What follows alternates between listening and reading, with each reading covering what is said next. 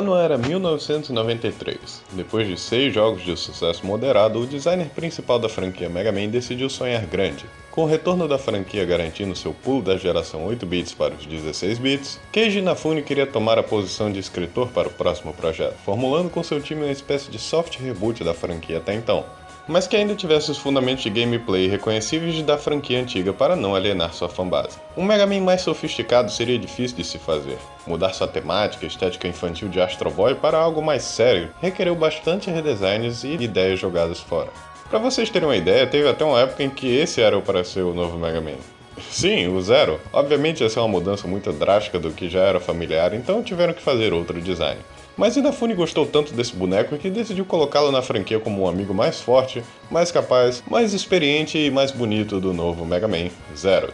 Queria receber cada vez mais foco na franquia a ponto de praticamente receber o status de protagonista antes mesmo de sua própria franquia Zero chegar. Algo me diz que Inafune nunca superou seu apego pelo design inicial do Mega. Narrativamente, foi até difícil pensar em Zero tendo algum lugar para se encaixar nessa saga, já que, segundo um dos devs, ele foi planejado inicialmente em ser uma versão reprogramada da Rogue, o que explicaria o design dele ser bem mais feminino do que o do X. Vocês não fazem ideia de quantas pessoas confundiam o Zero com a menina só por causa do cabelo grande e seus enormes mamilos verdes. Sério, por que mantiveram isso nele se ele era para ser um personagem masculino? Isso aqui dá outro significado para farol aceso. Acreditem ou não, o Mega Man X não é o mesmo personagem, é uma versão aprimorada do mesmo Mega Man da saga clássica. Os dois foram criados por Dr. Light, mas compartilham um nome por pura coincidência. Se passando 100 anos depois do fim da saga anterior, não estamos mais no futuro próximo de 2000, mas sim no futuro distante de 2100.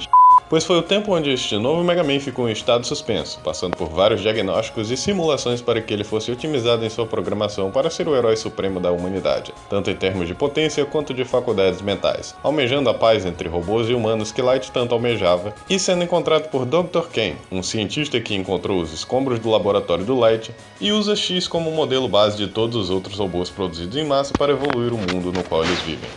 Conhecidos como os Reploids, réplicas dos androides originais que podem sentir, aprender e se desenvolver de forma tão parecida com os seres humanos que a distinção entre eles se torna inexistente. Exceto que tinha um motivo que X estava tanto tempo fazendo essa simulação. Produzir tantos robôs em massa dava-lhe o efeito colateral de se rebelarem contra a humanidade. Uma falha de sua moral que os faziam querer causar o terror devido a um senso de superioridade desenvolvido em suas mentes. Dr. Ken decidiu criar seu Reploid mais potente até então, Sigma, para defender a humanidade como uma espécie de força militar conhecida como os Caçadores de Rebelde.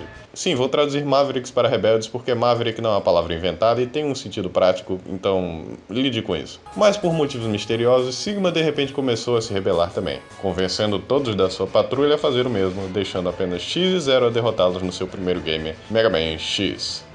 Também conhecido como um dos melhores jogos já feitos. Mega Man X é um jogo tão icônico que precede qualquer tipo de introdução. Dá pra imaginar o quanto o cérebro das crianças que jogaram isso na época que lançou fritou só de ver essa evolução? Mega Man foi pra esse pedaço de bosta com gameplay todo cagado e gráficos que mal conseguem ficar na tela pra isso aqui. Você nem aperta um botão e já aparece na intro todos os dados do Mega Man e suas especificações de memória como se ele fosse um PC gamer. Calma aí, ele aguenta quantos terabytes? E aí você aperta play e tem essa bomba de visual de ação, uma metrópole sendo destruída enquanto somos jogados no meio de sua avenida com vários inimigos voando, um besouro gigante com helicópteros que quando cai desaba a porra toda. Enquanto isso você tá ouvindo a melhor trilha sonora já feita pro console até Chrono Trigger chegar. Esse jogo não é nada além de impecável, até nos seus mínimos detalhes. Nunca vi uma franquia começar com o pé direito tão forte quanto esse. Dá até pena pensar o trabalho que as sequências teriam em manter o padrão de qualidade que eles definitivamente não conseguiriam manter. Mas não vamos focar nisso agora, pois temos muito a observar sobre o quanto o Mega Man X moga todos os outros da saga clássica que vieram antes. E é porque eu gosto deles, viu? Bem, não de todos, mas ainda assim, muito foda. Talvez a mudança mais significativa seja o fato de que agora Mega Man pode pular em uma parede e deslizar nela enquanto cai. E ao pular repetidamente na mesma parede, ele consegue escalá-la até o topo. Acredite quando eu te digo que isso muda completamente o leque de coisas que você pode fazer com o boneco. É até difícil voltar para a saga clássica e aceitar que você errou um pulo porque não consegue escalar paredes ali. Vocês não sabem o quanto eu, pirralho, senti de decepção quando fui de Mega Man X5 para o 8 e descobri isso na cara dura. O que seriam robôs mestre aqui mudaram de figura. Foi-se a nomenclatura Man para o chefe dos 8 estágios, com os rebeldes sendo mais livres, seguindo a temática de animais em seu habitat natural. Um pinguim na fase do gelo, um polvo na fase da água e na fase do fogo um mamute? Tá, deixa pra lá, não faz tanto sentido assim. Muitas pessoas reclamam da dificuldade dessa franquia, apesar de eu entender na saga clássica, é que os segredos desse jogo já são tão manjados que é difícil já não saber tudo de primeira. X definitivamente começa mais fraco, tendo sua famosa luta obrigatória contra o Vile e perdendo não importa o quão bem você lute, até ser salvo pelo Zero, que diz que você vai ainda ficar mais forte que ele um dia. Não só sendo uma ótima introdução pro boneco, mas também uma forma de encorajar o jogador a ir atrás dos segredos das fases. Bom, alguns nem chegam a ser tão secretos com o quão explícitos são seus esconderijos. Para começar, nós temos os tanques de coração que aumentam seu HP. Os tanques de energia no clássico foram substituídos por esses subtanques muito mais práticos, já que absorvem todos os itens de vida que você pega enquanto está de vida cheia, servindo como um teste de recompensa do quão bem você joga o jogo. E por último, essas cápsulas com a inteligência artificial do Dr. Light, onde ele imaginava que o nosso menino X precisaria de mais ajuda para combater as forças do mal, separando suas armaduras em 4 pedaços. As botas nos dão um dash que aumenta o ritmo do jogo, o peitoral que diminui o dano que tomamos, o capacete que destrói blocos, eles tinham que fingir que isso tinha alguma utilidade para completar a armadura, e o canhão que consegue carregar nosso tiro para um 4º nível, dando um tiro super forte, assim como dando uma habilidade especial para cada arma que você absorveu dos chefes. Ah sim, os chefes são piadas completas desde que você tem a arma deles, sempre reiniciando o padrão ou perdendo habilidades que os deixam difíceis. Dá até pra cortar a tromba do elefante, fazendo ele parecer um porquinho, coitado. Arrancar os tentáculos desse povo dá até pena de ver, o pobrezinho não consegue fazer mais nada. Não, o que é legal aqui é a interação que temos entre as fases dependendo da ordem dos inimigos que você derrotar. Por exemplo, ao derrotar o Shield Penguin, a fase do Flame Mammoth, que antes era uma fábrica de lava, agora vai estar completamente congelada. Ao derrotar Storm Eagle, a nave da fase dele vai cair na fase do Spark Mandrill, e fazer com que a usina de energia seja destruída parcialmente, tendo vários apagões de luz na fase. São fatores que, dependendo da sua interação, podem deixar a fase mais difícil ou mais fácil.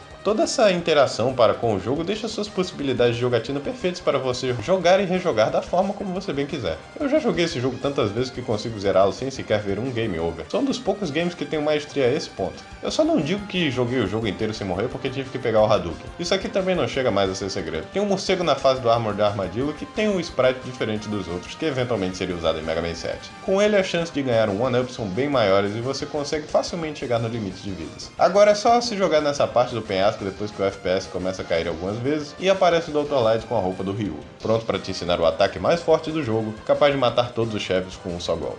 Se os chefes do jogo já eram fáceis antes, isso aqui faz eles desaparecerem do mapa. O único problema é que às vezes o jogo registra você atirando uma vez antes de soltar o Hadouken, o que pode dar imunidade aos inimigos, então tome cuidado já que só dá pra soltar o Hadouken com a vida cheia.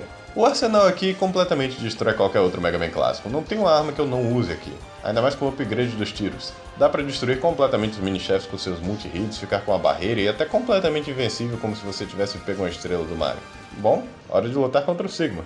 Eu gosto como o Vile aparece antes da luta final e Zero fala que vai lutar contra ele, e não importa o quão rápido tentemos acompanhá-los, tudo que vimos da luta são barulhos do outro lado da sala.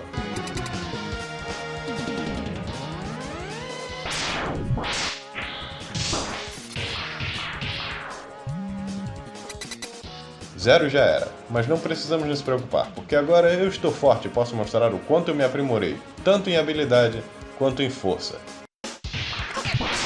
Zero, fudeu, foi mal aí. X não consegue derrotá-lo de jeito nenhum. Deve ser a armadura. Eu sabia que não era para ter deixado ela estacionada no começo da fase. Mas como eu vou levar esse mecha gigante nessas pequenas plataformas?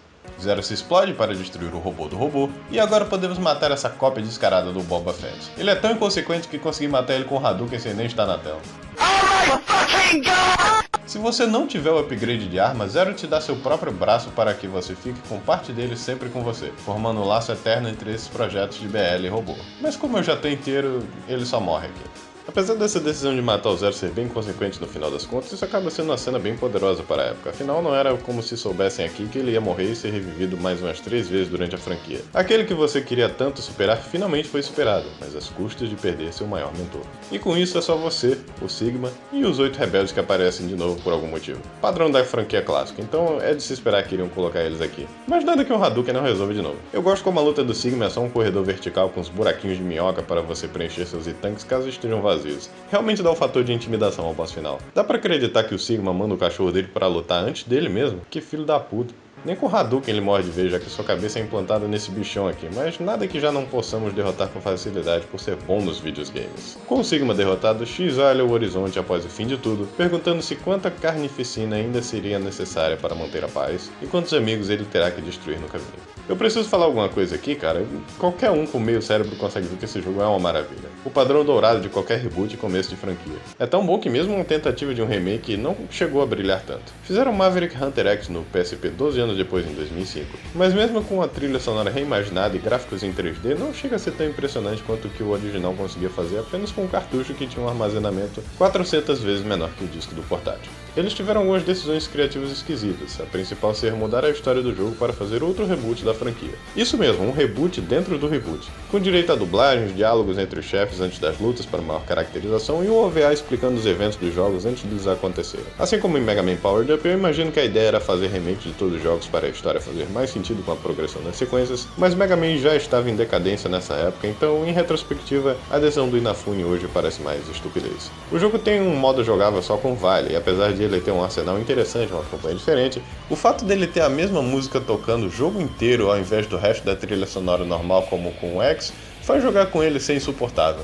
Teria sido melhor pôr o Zero aqui. Quem é que se importa com o Vale, na real? Não chega a ser uma ofensa ao primeiro, mas definitivamente não é um substituto atualizado, porque ao contrário de Mega Man Powered Up, Maverick Hunter X tentou atualizar um jogo que não era nem um pouco datado. Com o sucesso de 1 milhão de cópias e uma recepção esmagadoramente positiva logo de primeira, é claro que a Capcom surfaria na onda e faria logo Mega Man X2 no dia 16 de dezembro do ano seguinte.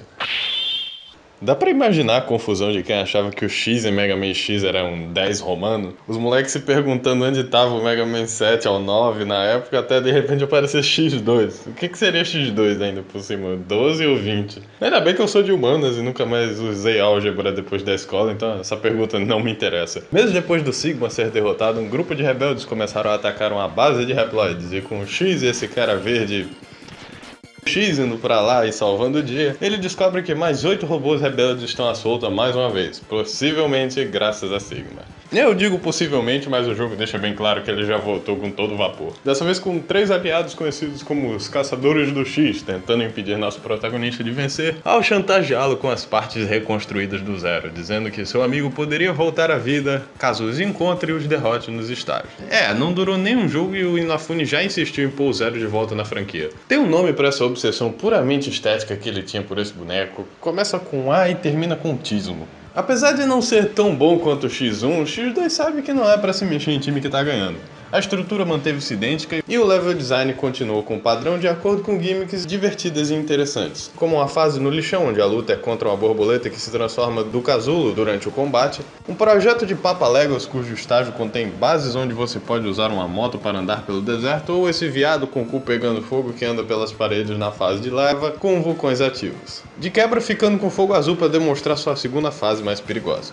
No geral, eu sinto que esse jogo é um pouco mais difícil do que o X1 em termos de chefes, por seus padrões de ataque serem mais complexos e também mais chatos de derrotar, como esse bicho que te impede de atirar e se mover direito, ou o caramujo que diminui sua velocidade. Mas pode ser também porque eu não tenho tanta prática nesse jogo quanto no X1. O X1 eu joguei mais vezes do que eu já falei eu te amo pro meu pai, então obviamente vou ter uma preferência. Mas em puro termos de design, eu só dou uma colher de chá porque sei que é injusto comparar um jogo praticamente perfeito com sua sequência que saiu um ano depois. Os subtanques e os corações voltam aqui, virando o padrão da franquia até o seu fim, mas as armaduras mudam em cada jogo para manter o gameplay diferente. E eu ouso dizer que a armadura do X2 é ainda melhor que a do X1. Você já começa podendo dar um dash, então o upgrade dessa vez te dá um dash para você usar enquanto pula. A cabeça dessa vez é útil de verdade, reduzindo o custo das suas armas para que você as use mais, enquanto te dando um radar para localizar segredos nas fases. O peitoral não só diminui seu dano, como também te dá um ataque explosivo para limpar a tela, fazendo o X canalizar seu Vegeta interno e explodir a porra toda, e de quebra o canhão não só nos dá um quarto tiro e carrega nossas armas especiais para um nível mais poderoso, como o tiro carregado, que agora é muito melhor, soltando um combo de 1-2 para você armazenar um tiro carregado e soltar o próximo quando quiser,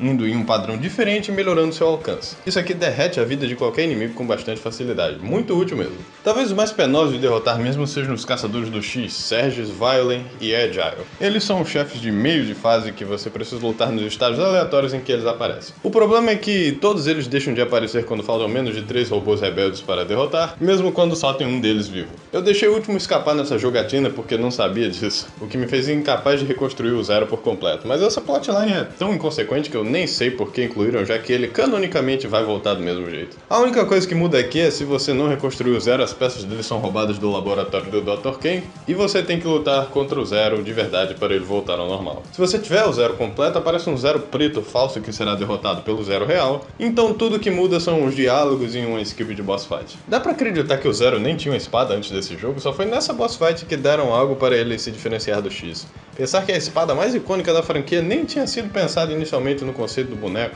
É aqui onde eu falaria que o Dr. Light é o maior discípulo do Ryu do Street Fighter 6, dado que você pode dar o Shoryuken para o X assim como o Hadouken no primeiro jogo, mas como eu não peguei os 3 pedaços do Zero, acho que o jogo não conta como eu ter todos os itens para conseguir essa cápsula secreta.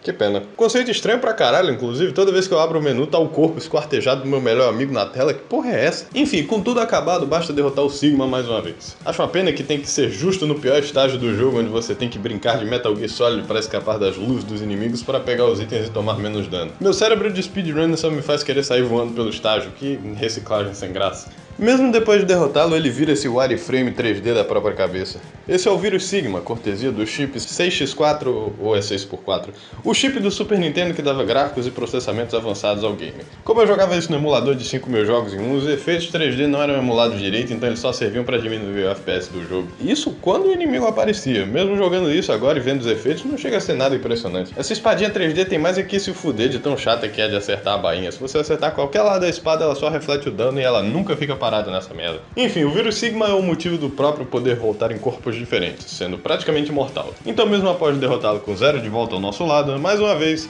olhamos o horizonte com um futuro incerto a refletir, sabendo que não será a última vez em que ele irá aparecer. Dado que esse jogo dá uma desculpa para o Zero e o Sigma voltarem, ele serve mais como um retorno à fórmula do que uma expansão ao mundo, não fazendo nada de diferente justamente para estabelecer um status quo, que seria seguido mais uma vez no próximo jogo. X3 é talvez o jogo mais bizarro que iremos falar nesse vídeo em termos de desenvolvimento. Eu fico feliz que eu mencionei os jogos de Mega Man do Game Boy quando fiz o vídeo da saga clássica, porque a empresa que fez aqueles jogos, Minakuchi Engineering, que acabou fazendo esse terceiro jogo no lugar do time principal da Capcom, é o que explicaria alguns gaps de qualidade e diferença de design para alguns. Eu já gosto dos Mega Mans do Game Boy pelo que são, então uma tentativa para eles fazerem algo com a saga X parecia uma boa ideia. Então com isso o jogo saiu em 95, mas porque o PlayStation e o Saturn já tinham saído nessa época, X3 é o único jogo que foi lançado tanto em cartucho quanto em CD, tendo até uma versão para PC em 97. Por causa disso há algumas diferenças nos games, como essas cutscenes de baixíssima qualidade, tanto por causa da resolução quanto da qualidade de animação mesmo. Olha essa transição de animação para gameplay, coisa horrorosa.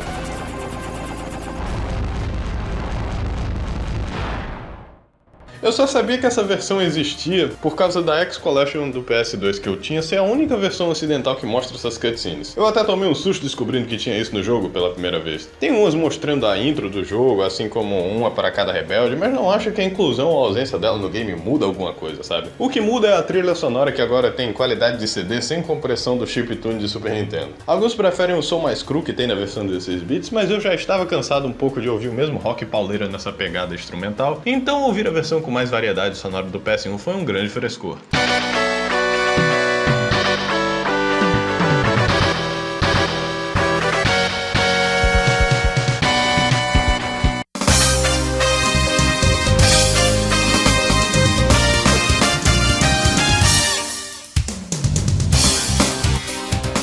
É algo bem mais similar ao que ouviríamos em Mega Man X4. Eu queria que desse para trocar as versões na coletânea X por causa disso, mas eu não espero nada da Capcom. A história vem desse tal de Dr. Doppler, que aparentemente foi o descobridor do vírus Sigma e, por extensão, o vírus que transforma os inimigos em rebeldes. É interessante essa dinâmica que eles fazem para os reploides se rebelarem. Alguns são por influência do tal vírus, mas como esse vírus se espalha tão rápido, hein? Seria errado apenas adquirir consciência e notar que eles realmente estão acima dos humanos? É uma área que eu gostaria de que fosse aprofundada na franquia, já que a saga X quer se separar da saga clássica sendo um pouco mais séria. Seria X a verdadeira anomalia por ter esse complexo de super-homem de ser praticamente um deus, mas nunca estabelecer seu supremacia em seu torno? O que seria se rebelar contra os humanos se eles realmente são inferiores? Bom, os jogos nem trabalham isso, considerando que quase não existem humanos nessa subsérie. Eu me pergunto por que eles simplesmente não fundiram os humanos e os reploides numa raça só pra não ter essa distinção estranha de proteger uma classe social que nem aparece além do Dr. Ken. Enfim, o Dr. Doppler estava tratando o vírus rebelde dos robôs até eles, de repente, se rebelarem simultaneamente, revelando que seu antídoto na verdade era apenas um placebo. Acabou que ele também havia se rebelado por se infectar com o vírus, criando um novo corpo para o Sigma e para o Vale de Brinde. Então é o trabalho do X e do Zero resolver o problema dos rebeldes e matar o Sigma mais uma vez. De novo, pra quem achava que ia ser mais sério do que a mesma história do Dr. Wily estando por trás de tudo, a saga X com certeza gosta de repetir os mesmos plot points dela. Mas sim, você ouviu certo, X e Zero dessa vez estão juntos e jogáveis aqui desde o começo. Bom, mais ou menos. Em algumas partes do jogo você pode chamar o Zero para passar dos estágios. O problema é que ele não pode lutar contra os chefes, nem os mini-chefes. E convenientemente toda fase do jogo tem uma porta onde você pode, ou não, lutar com um mini-chefe. E se você usou o Zero para passar dessa parte, não dá mais para chamá-lo pra nada. Ele pode até começar mais forte que o X e dá pra usar a sabre dele, que dá um dano bom apesar do alcance, mas não dá pra ele usar os upgrades do X, nem as armaduras, nem as armas que ele pega dos estágios. Então apesar dele começar bom, o Mega Man depois dos upgrades vai ficar melhor que ele. Sem contar que se o Zero morrer uma vez, não dá mais pra usá-lo nunca mais. Então nem vale brincar com ele se é pra ser tão limitado assim.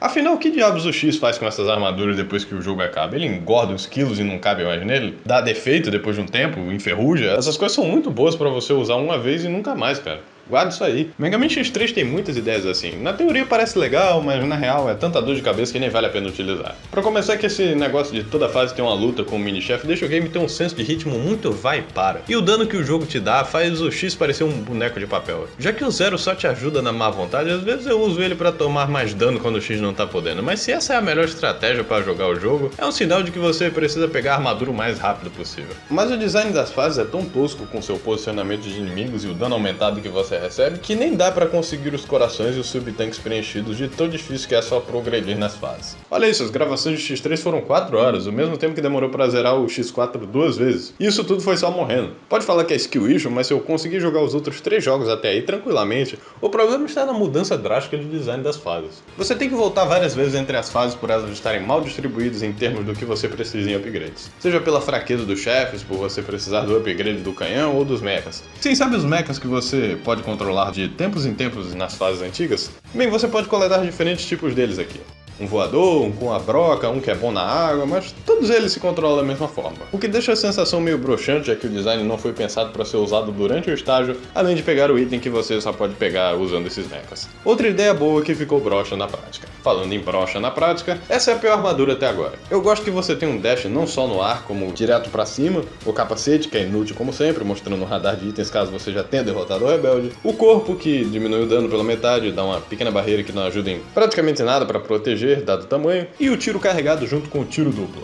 Parece muito legal dado o alcance e a animação que ele tem, mas ele só é forte no centro, e o resto são como tiros carregados no nível 2. Dado a similaridade no nível 3 e 4 para o tiro duplo, é difícil até ver quando ele está completamente carregado, então nem isso presta. Tem também cápsulas rosa que dão upgrades individuais para cada parte, no qual você só pode ter um, senão os outros não funcionam por algum motivo. Dr. Light, eu tô tentando salvar o mundo, cara, por que você tá fazendo upgrades contra-intuitivos assim? Eu sou um bom menino, pai, me dá meu brinquedo. Bom, acontece que você consegue pegar todos os 4 upgrades se você jogar a primeira fase do castelo ignorando todas as cápsulas rosas e chegar até a cápsula escondida na parede sem tomar dano de forma alguma, o que é mais fácil falar do que fazer. Aí você ganha a armadura dourada. Agora, eu fiz a comparação no vídeo da saga clássica falando que os adaptadores do Rush faziam um Mega Man parecer Sensei colocando a armadura, e a armadura dourada daqui saiu direto de Cavaleiros do Zodíaco. Olha pra isso, o X com as armaduras de branco remeteram um pouco o cachere, mas com a armadura de ouro eu me sinto pronto pra unir minha força com a do Cosmos. É de longe a mais legal em termos de visuais, porém ela não é boa além da aparência. Você ganha um dash duplo, que é a melhor parte, mas agilidade é sempre bom. Você regenera sua vida caso fique parado, que demora uma eternidade. Te dá uma barreira maior também, depois de você tomar dano, que não te ajuda tanto assim de novo. E uma barra de energia apenas para você ficar spamando tiros carregados. Só que, como ele não é tão bom assim, é estranho. Eu fui atrás do maior segredo do jogo e ainda assim tem horas que me parece obrigatório fazer isso no lugar de um upgrade que facilita as coisas graças à dificuldade artificial. Essa luta final do Sigma é tematicamente tecnicamente a versão mais forte dele até agora. Mas porra, olha o dano que os mísseis me dão. Eu quase não consegui matar o cara com e-tanques incompletos, já que eu tive que farmar HP ao contrário de só consegui-los naturalmente jogando como nos últimos dois. Então eu imagino o porre que seria jogar essa luta sem os upgrades. Deviam ter mantido a tradição de Street Fighter e dado o Tatsumaki Senpukyako como uma habilidade de hit kill pro Mega Man. O que? Era muito difícil animar o robô chutando em giratório? Acho difícil ser o caso. Beat e Byte são dois robôs criados pelo Dr. Doppler que vão lutar contra você durante os estágios. Mas é estranho porque você meio que não sabe quando eles vão aparecer na tela. O jogo meio que pausa dramaticamente toda vez que você chega na área dos mini-chefes, às vezes para eles aparecerem, ou às vezes para nada acontecer, o que é bem anticlimático. Eu gosto do design do Byte, meio bizarro ver um robô pançudo, mas é um design que deixa a marca. Eu não posso dizer o mesmo do Beat, eu já tinha esquecido dos detalhes desse robô genérico dourado depois de terminar o game. A revanche com o Vai é ok, é legal ver o quanto o X progrediu podendo lutar contra ele em suas duas fases sem precisar da ajuda do Zero ou ter uma casualidade no processo. E se você derrotá-los com seu Mega Buster, eles ficam vivos para outra luta no estágio do Doppler.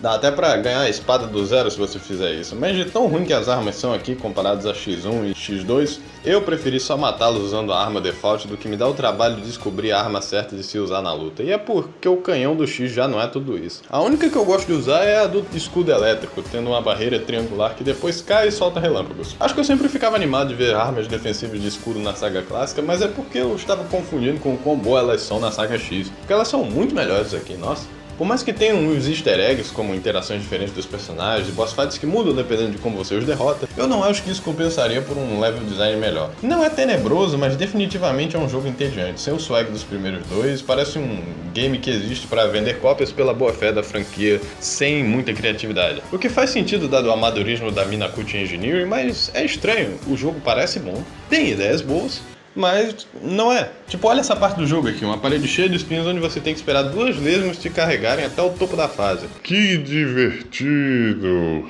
Uau!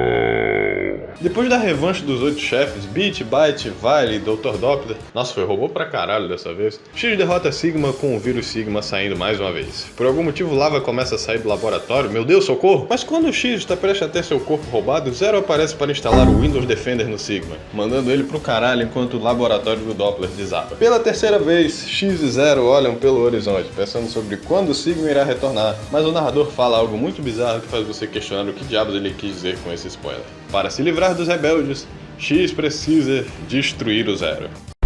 O quê? Por quê? Por quê? Do nada vocês soltam essa? Eu entendo fazer um build-up pra um fatídico encontro, mas não joga uma bola curva assim no meio do final do jogo e vai embora, porra. Eu tô surpreso com o X3 é bem pior do que eu lembrava ser. Ele tem ideias boas, mas dar para um outro estúdio fazer um jogo multiplataforma parece ter atrapalhado sua conceitualização. Com certeza é o mais fraco da trilogia do Super Nintendo, se é que você pode chamá-los assim. Próximo. Isso sim é ouro. Agora voltamos para os jogos bons. Muitas pessoas dizem que Mega Man X4 é tão bom quanto o primeiro, se não o melhor da franquia. E eu consigo ver o porquê. Ainda não acredito que a Sony ameaçou não soltar esse jogo no PlayStation por saber que era em 2D, porque assim como o Mega Man 8, é um dos jogos mais bonitos do console. Elogio que eu compartilho para o X5 e até para o X6, já que eles mantêm certa estética visual similar. Eu gosto muito de como tem essas silhuetas dos personagens quando você dá o dash, dando um ar de velocidade que os outros jogos não tinham, com apenas um mínimo detalhe. Imagina a tragédia que seria não poder jogar esse jogo por estar preso no Saturno. Não tem uma fase aqui que eu não gosto, seja a estética de estar dentro de um computador na fase do Cyber Peacock, ou o olho do boneco te encarando, ou a corrida contra o tempo para conseguir o rank mais alto para ganhar itens como Heart Tanks e Sub-Tanks, ou a fase do Magma Dragon, onde você pode levar o seu mecha dentro da fase e lutar contra o chefe se você souber o macete, enquanto ele te spama Hadoukens e Shoryukens. Legal que os Reploids cooperam até os golpes do Ryu do X. A fase do Frost Wars, com os inimigos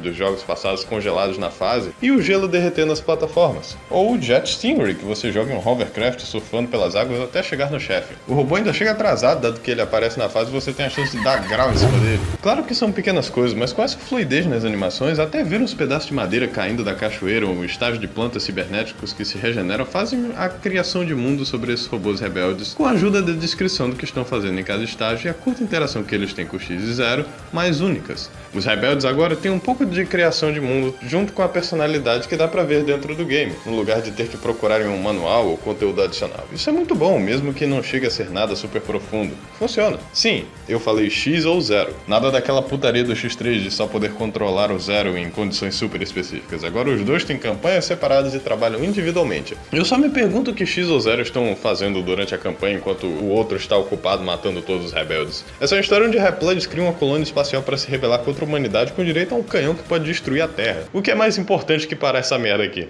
Só pra explicar porque o Zero é negro aqui, tem um código secreto que dá pra pôr nos personagens. O X ganha armadura suprema que te dá munição infinita, proteção, um tiro super forte que dá dano contínuo que derrete tudo no seu caminho e botas que deixam você planar no ar. Não só você ganha todos os upgrades de uma vez se colocar esse código, como você ganha um dash infinito que destrói tudo no seu caminho. E dá até pra usar como um pulo duplo. É um modo easy que me faz me sentir um speedrunner. Não é como se o jogo fosse super difícil mesmo. Por ter jogado todos do PS1 na infância o dia todo, os conheço como a palma da minha mão. Considero uma facilitação para esse vídeo sair ainda esse mês. Só o fato dele ter checkpoints graças aos estágios serem divididos em duas partes já faz ele ser muito mais tranquilo. Tá aí algo que o X3 podia ter feito. Mas espera aí.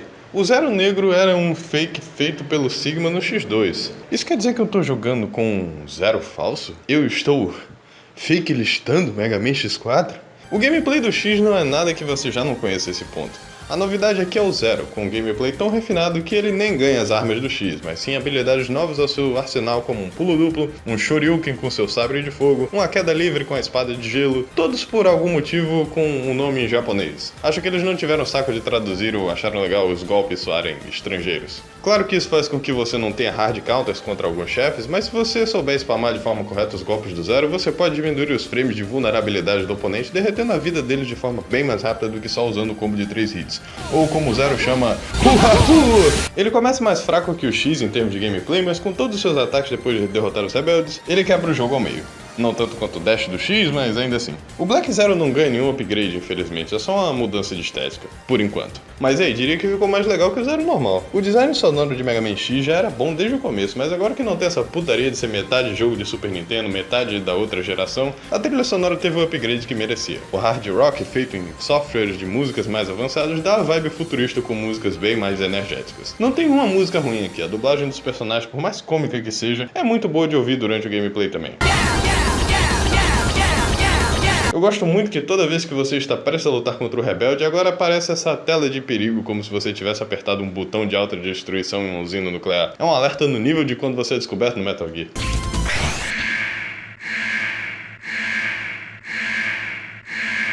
A dublagem nas cutscenes, entretanto, tenebrosa.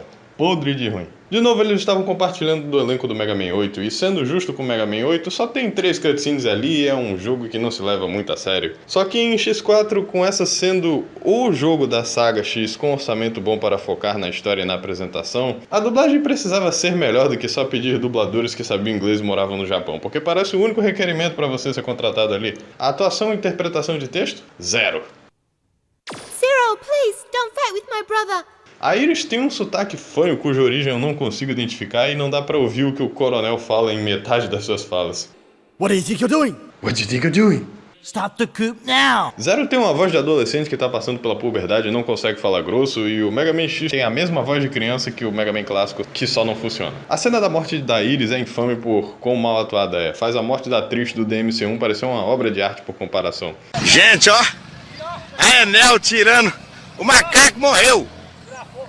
Ah, o macaco morreu no fio, gente! Coitadinho do macaco! Ah, o macaco tá duro! Ah, o macaco vai cair! Se for pra tentar levar a sério, eu recomendo ouvir a dublagem da versão japonesa, que assim como o Mega Man 8, tem uma abertura completamente diferente chamada Makenai Ai ga Kitoaru, ou Um Amor Imbatível Deve Existir. Porém... Tá...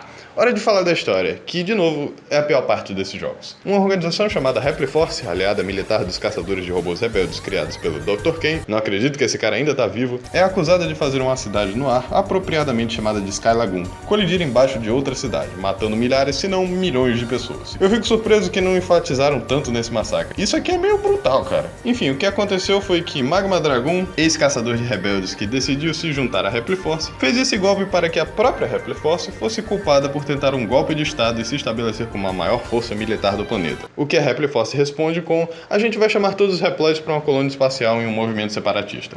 Uma ótima forma de provar sua inocência quando os caçadores rebeldes estão suspeitando que você é, de fato, um rebelde. Daí cada um dos chefes da Repli Force são derrotados por eles estarem tentando distrair X e Zero ou criar recursos para a colônia espacial e seu canhão que pode destruir a Terra. De novo, uma ótima resposta contra o pedido de desarmamento, destruir a porra toda. Isso vai resolver tudo e vai provar sua inocência, sim. Já tá cedo ou eu posso falar que Inafune é um péssimo roteirista? Dava pra ter um conflito mais cinza sobre quem é ou não é rebelde, já que essa é a intenção. Por que responsabilizar a Repli Force inteira se foi só culpa do Magma Dragoon? Quem seria o verdadeiro vilão se os caçadores de rebeldes são tão rápidos em julgar a Repli Force? Bom, o problema é que nada disso funciona porque a primeira cutscene mostra quem é claramente o Sigma falando com o general da Repli Force para serem supremacistas. Ou seja, de novo, ele é o responsável por tudo, tirando a agência dos personagens de ser apenas uma desculpa esfarrapada para forçar uma briga. Sabe por que o Magma Dragoon matou milhões de pessoas e botou a culpa na Repli Force? Porque ele queria lutar contra o X ou com o Zero. É a motivação mais idiota que eu já vi, cara. Nível Majin Vegeta de futilidade pra matar a gente. O que impedia vocês de lutar em qualquer outro contexto, porra? Vocês não tem um ringue de boxe pra vocês brigarem na amistosa, não?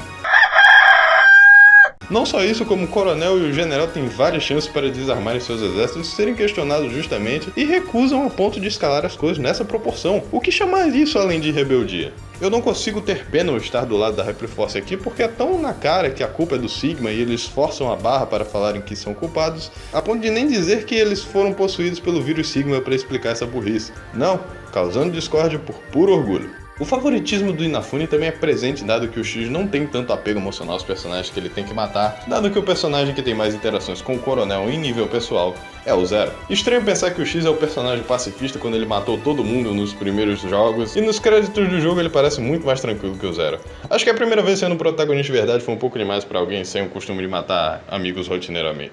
X ganha um robô chamado Double em sua campanha que o ajuda até descobrirem que ele era um espião do Sigma que mata todos os membros da base de operações do X. Esse robô sangrar foi uma informação assustadora pro meu eu de 5 anos. Foi o primeiro gore que eu vi. É só mais uma traição rasa pro X, uma terça-feira comum pra ele. O cara mal chega a ter alguma interação interessante com o coronel. O Zero, porém, é onde a história fica mais interessante, porém também mais estúpida.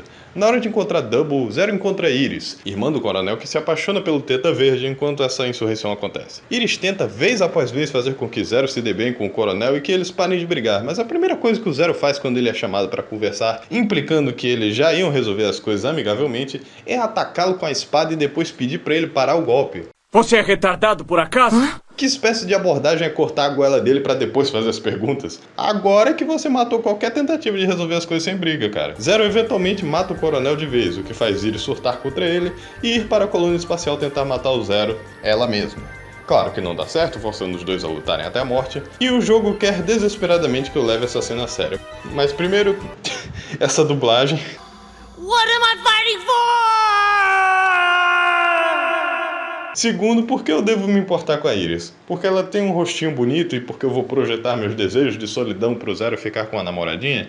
Ah, pelo amor, eles nem devem saber o que é sexo. Eu não conheço a Iris, ela é uma personagem que foi estabelecida nesse jogo e morreu em menos de 2 horas sem desenvolvimento algum. Claro que depois fizeram um jogo no Game Boy Color, que é um spin-off / downgrade dos primeiros 2 Mega Man X, onde a Iris conversa com o Zero e aparenta ter uma relação com ele mais próxima, apesar de ainda ser superficial. Mas se você me aponta para conteúdo terciário como manuais do jogo ou spin-offs para me convencer que 2 personagens cruciais da sua história têm uma conexão maior do que foi mostrada, eu vou considerar você um mau escritor. Do pouco que ela fala antes de morrer, ela diz que quer que os robôs vivam em paz, desde que seja uma sociedade apenas com os Reploids, dando a entender que ela é conivente com o plano do coronel de destruir a humanidade. É pra eu ter empatia com ela? Eu quero que você se foda, porra. Terceiro, por que eu devo estar triste que ela morreu de novo?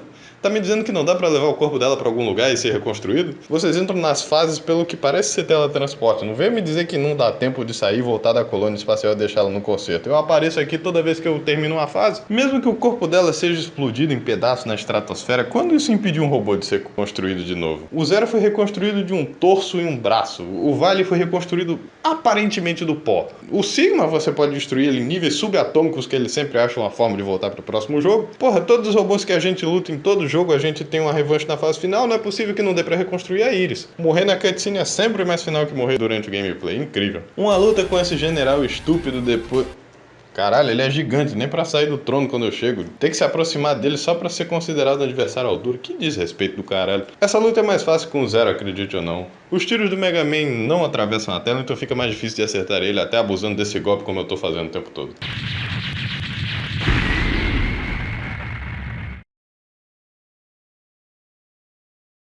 Meu Deus do céu, não sobrou nada. Mais uma vez, vamos lutar contra o Sigma. O mesmo de costume se for com o X, mas com o Zero, Sigma revela que o nosso Teta Verde era um rebelde o tempo todo, com direito a erro de digitação, como se ele não soubesse o que ele mesmo revelou.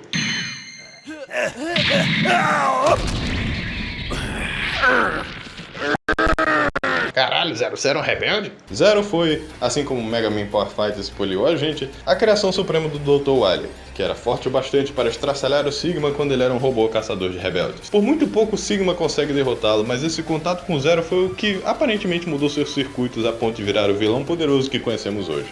Ele não chega a ser tão difícil de matar como no X3, ainda bem, mas isso cria uma relação interessante com o Zero e o X. Eles eram para ser o melhor e o maior que seus criadores de um século atrás tinham a oferecer, tanto contra e a favor da humanidade. Zero pode não ser um vilão agora, mas só por existir ele tem que lidar com a responsabilidade de ter criado o maior inimigo da Terra apesar de se redimir. Dando trabalho também para o seu companheiro X, que no final da sua campanha fala que se um dia ele virar Maverick, Zero juraria que seria ele que o derrotaria, dando brecha para o seu eventual conflito e um plot point da saga Zero que no momento não nos interessa. Mesmo derrotando Sigma, o canhão ainda ameaça destruir a Terra, mas o general, o que sobrou do general, se joga em cima do laser antes de atirá-lo, destruindo a colônia espacial e terminando o game. Mega Man X tem sorte de ninguém jogar o jogo pela história, porque puta merda. Quando chegamos aqui na franquia eu já tinha desistido de esperar qualquer coisa mais bem escrita que tinha na saga clássica. O gameplay, o design, os gráficos, o som, tudo aqui é perfeito do perfeito, mas aí chega na história e... puta merda, que negócio intragável. Eu consigo relevar os defeitos do jogo pelas suas qualidades, mas nossa, que defeitos, viu? Não culpo ninguém que prefira o primeiro, apesar de discordar da opinião. 30 de novembro de 2000, querendo terminar a franquia X na sua quinta entrada, Keiji Inafune mal podia esperar para começar uma nova saga de jogos com seu Teta Verde favorito em Mega Man Zero. Mas para isso ele precisava fazer os plot points que ele tinha estabelecido nos jogos passados terminarem de forma satisfatória. E ele conseguiu fazer isso, por acaso? Bem, dependendo de quem você perguntar, sim e não. Mega Man X5 aparenta ser um game bem divisivo, dependendo de onde você perguntar e para quem. E toda vez que me encontro nessa faixa de gás opinativa, acho que sempre vai ter alguém salivando para saber qual é a minha opinião. Irei defender ou tacar pedra em Mega Man X5? Bem, minha humilde resposta é... Você tá brincando? Esse jogo aqui é fantástico, por que eu dei ele? Ok, eu talvez tenha um leve viés, dado que esse foi o primeiro jogo que eu comprei com o meu dinheiro na vida. Eu e Mega Man X5 temos história, então talvez vocês achem que por isso eu irei defender tudo que há nesse jogo, mas eu realmente acho justo dizer que Mega Man X5 tem ótimas escolhas de design. E seus problemas são ou gravemente exagerados por questões hiperbólicas, ou simplesmente não me atrapalham tanto assim graças ao que o jogo me oferece por compensação. Eu me lembro como se fosse hoje. Em meados de 2005, eu ia para uma loja no shopping que fazia aquelas cópias piratas de videogame por R$10, que você podia testar ali e trocar se desse defeito. Eu olhei aquela ficha de discos disponíveis e tinha um em cada lado. Mega Man X5 e Metal Gear Solid. Eu não tenho mais o disco ou o console em mãos, mas a cópia tinha a arte do disco dela. Então nunca sequer sabia na época o que realmente era pirataria. E como não sabia usar a internet, bastava me guiar pelo que me parecia mais interessante. Com o dinheiro da mesada que minha mãe podia me dar, eu só tinha grana para um deles. E eu era muito mais de robô gigante do que homens verdes com roupa de militar. Nunca que eu acharia graça em seja lá o que fosse com Metal Gear ou se ele está sólido ou líquido. Mal sabia eu que uns 10 anos depois eu jogaria um dos games da franquia que a faria uma das minhas favoritas de todos os tempos, talvez até mais que Mega Man. Preconceito infantil é uma bênção e uma maldição, sabe? Eu joguei esse game até o disco não funcionar e ficar com calos no dedo por ele não reconhecer o analógico. Estranho dado que o X4 reconhece. Não tenho muito o que falar em termos de visual, a qualidade de sprites continua muito boa, assim como a estética, os controles e a trilha sonora que sabe onde ser energética e passiva. Eu gosto muito da fase do Duff McQueen ter essa composição muito suave que remixa a trilha da fase do Bubble Crab.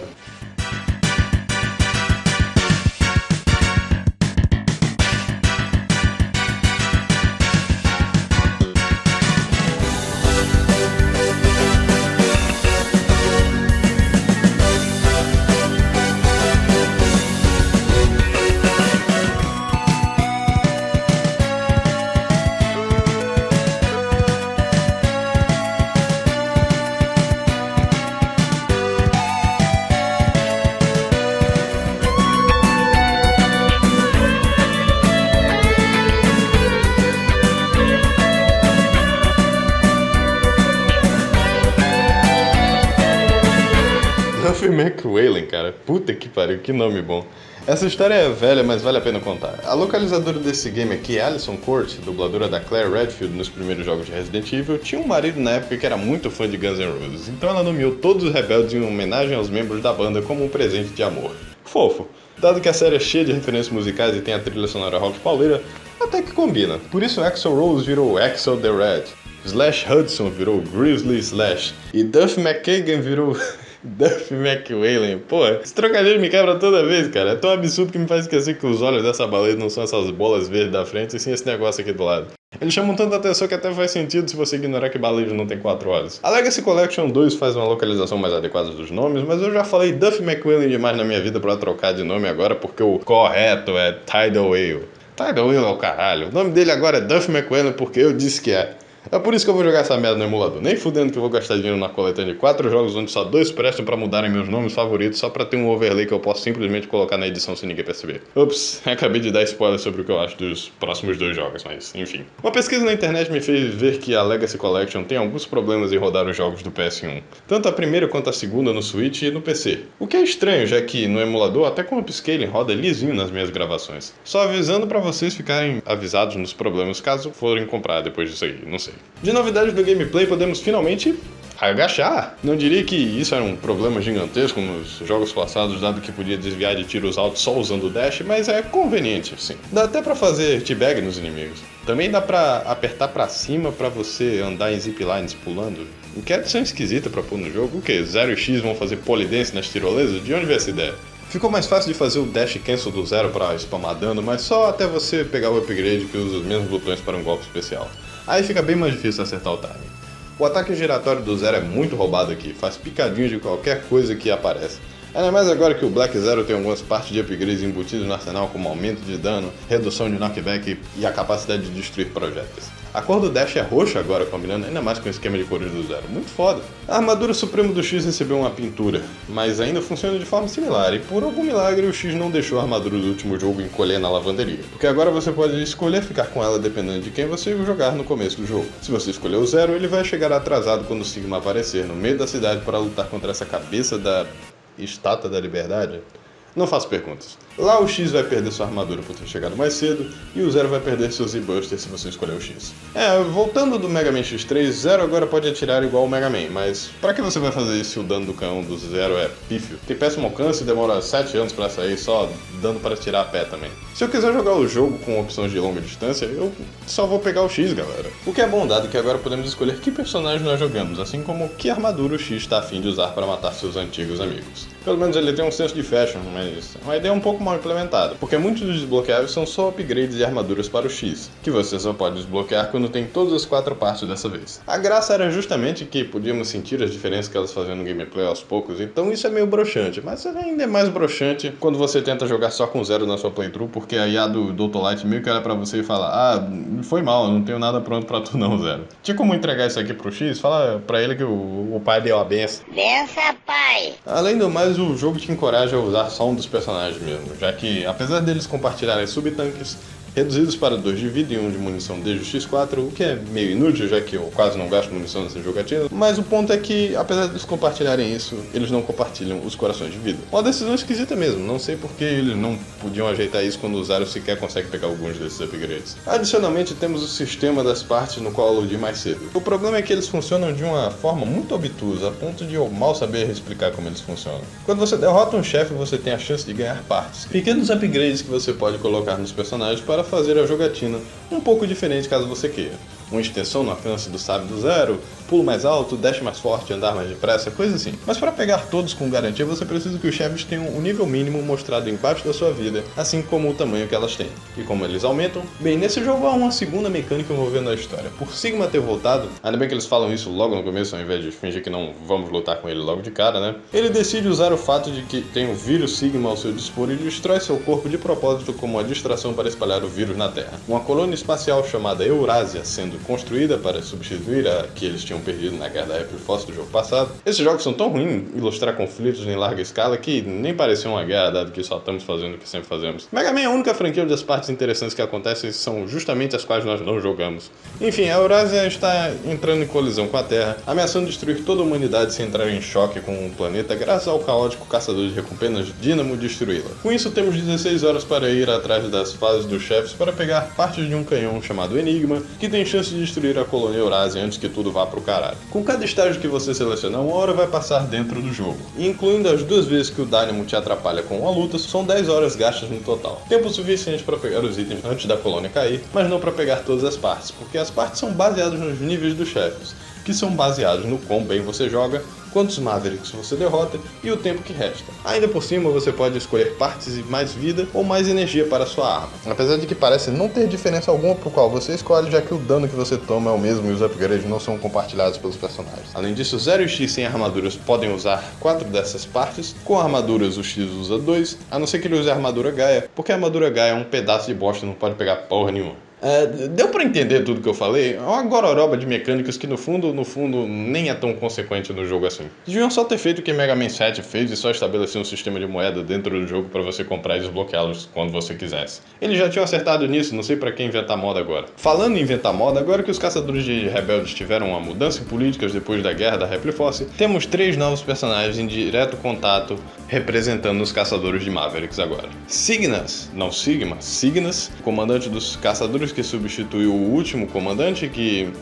Na verdade, nunca nem vimos o primeiro comandante da Força Militar que trabalhamos pelos primeiros 3 jogos. Que criação de mundo merda dessa saga. Douglas, engenheiro que nos ajuda a cuidar do canhão Enigma e, assumidamente, as partes e as armaduras que X e Zero pegam durante o jogo, como se precisassem disso no jogo passado. Mas com o vírus do Sigma solto por aí, é a desculpa que temos pra hoje de deixar esse boneco útil no cenário de fundo. E por fim temos a Alia, baseada na Row, já que o X não tinha uma comandante ou um assistente até agora. De novo, como se ele precisasse. Seria legal se ela falasse algo de útil, mas é coisa tipo: você sabia que se você destruir a parte que brilha do trem, ele vai parar de funcionar? Cuidado com o teto, parece que algo vai cair dali. Coisa que, se você já jogou algum videogame na sua vida, não vai precisar de aviso. É um pouco irritante sim, mas eu vejo pessoas exagerando como se isso fosse o fim do mundo pra quem já jogou o jogo. Não é nada que um leve button mash não resolva. Deviam ter deixado isso de forma opcional, com certeza, mas de forma alguma acho que quebra o ritmo do game a ponto de estragá-lo. Pro jogo que era pra ser o fim da franquia, ele com certeza introduz bastantes personagens que não terão arcos ou relevância. O planeta corre risco de explodir e eles não se importam de dar um foco maior na história, cara. Tudo aqui tem o peso de um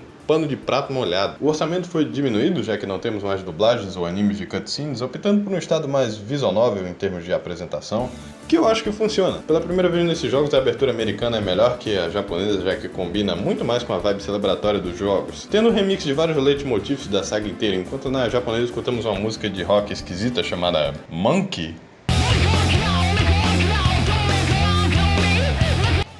Tá, né?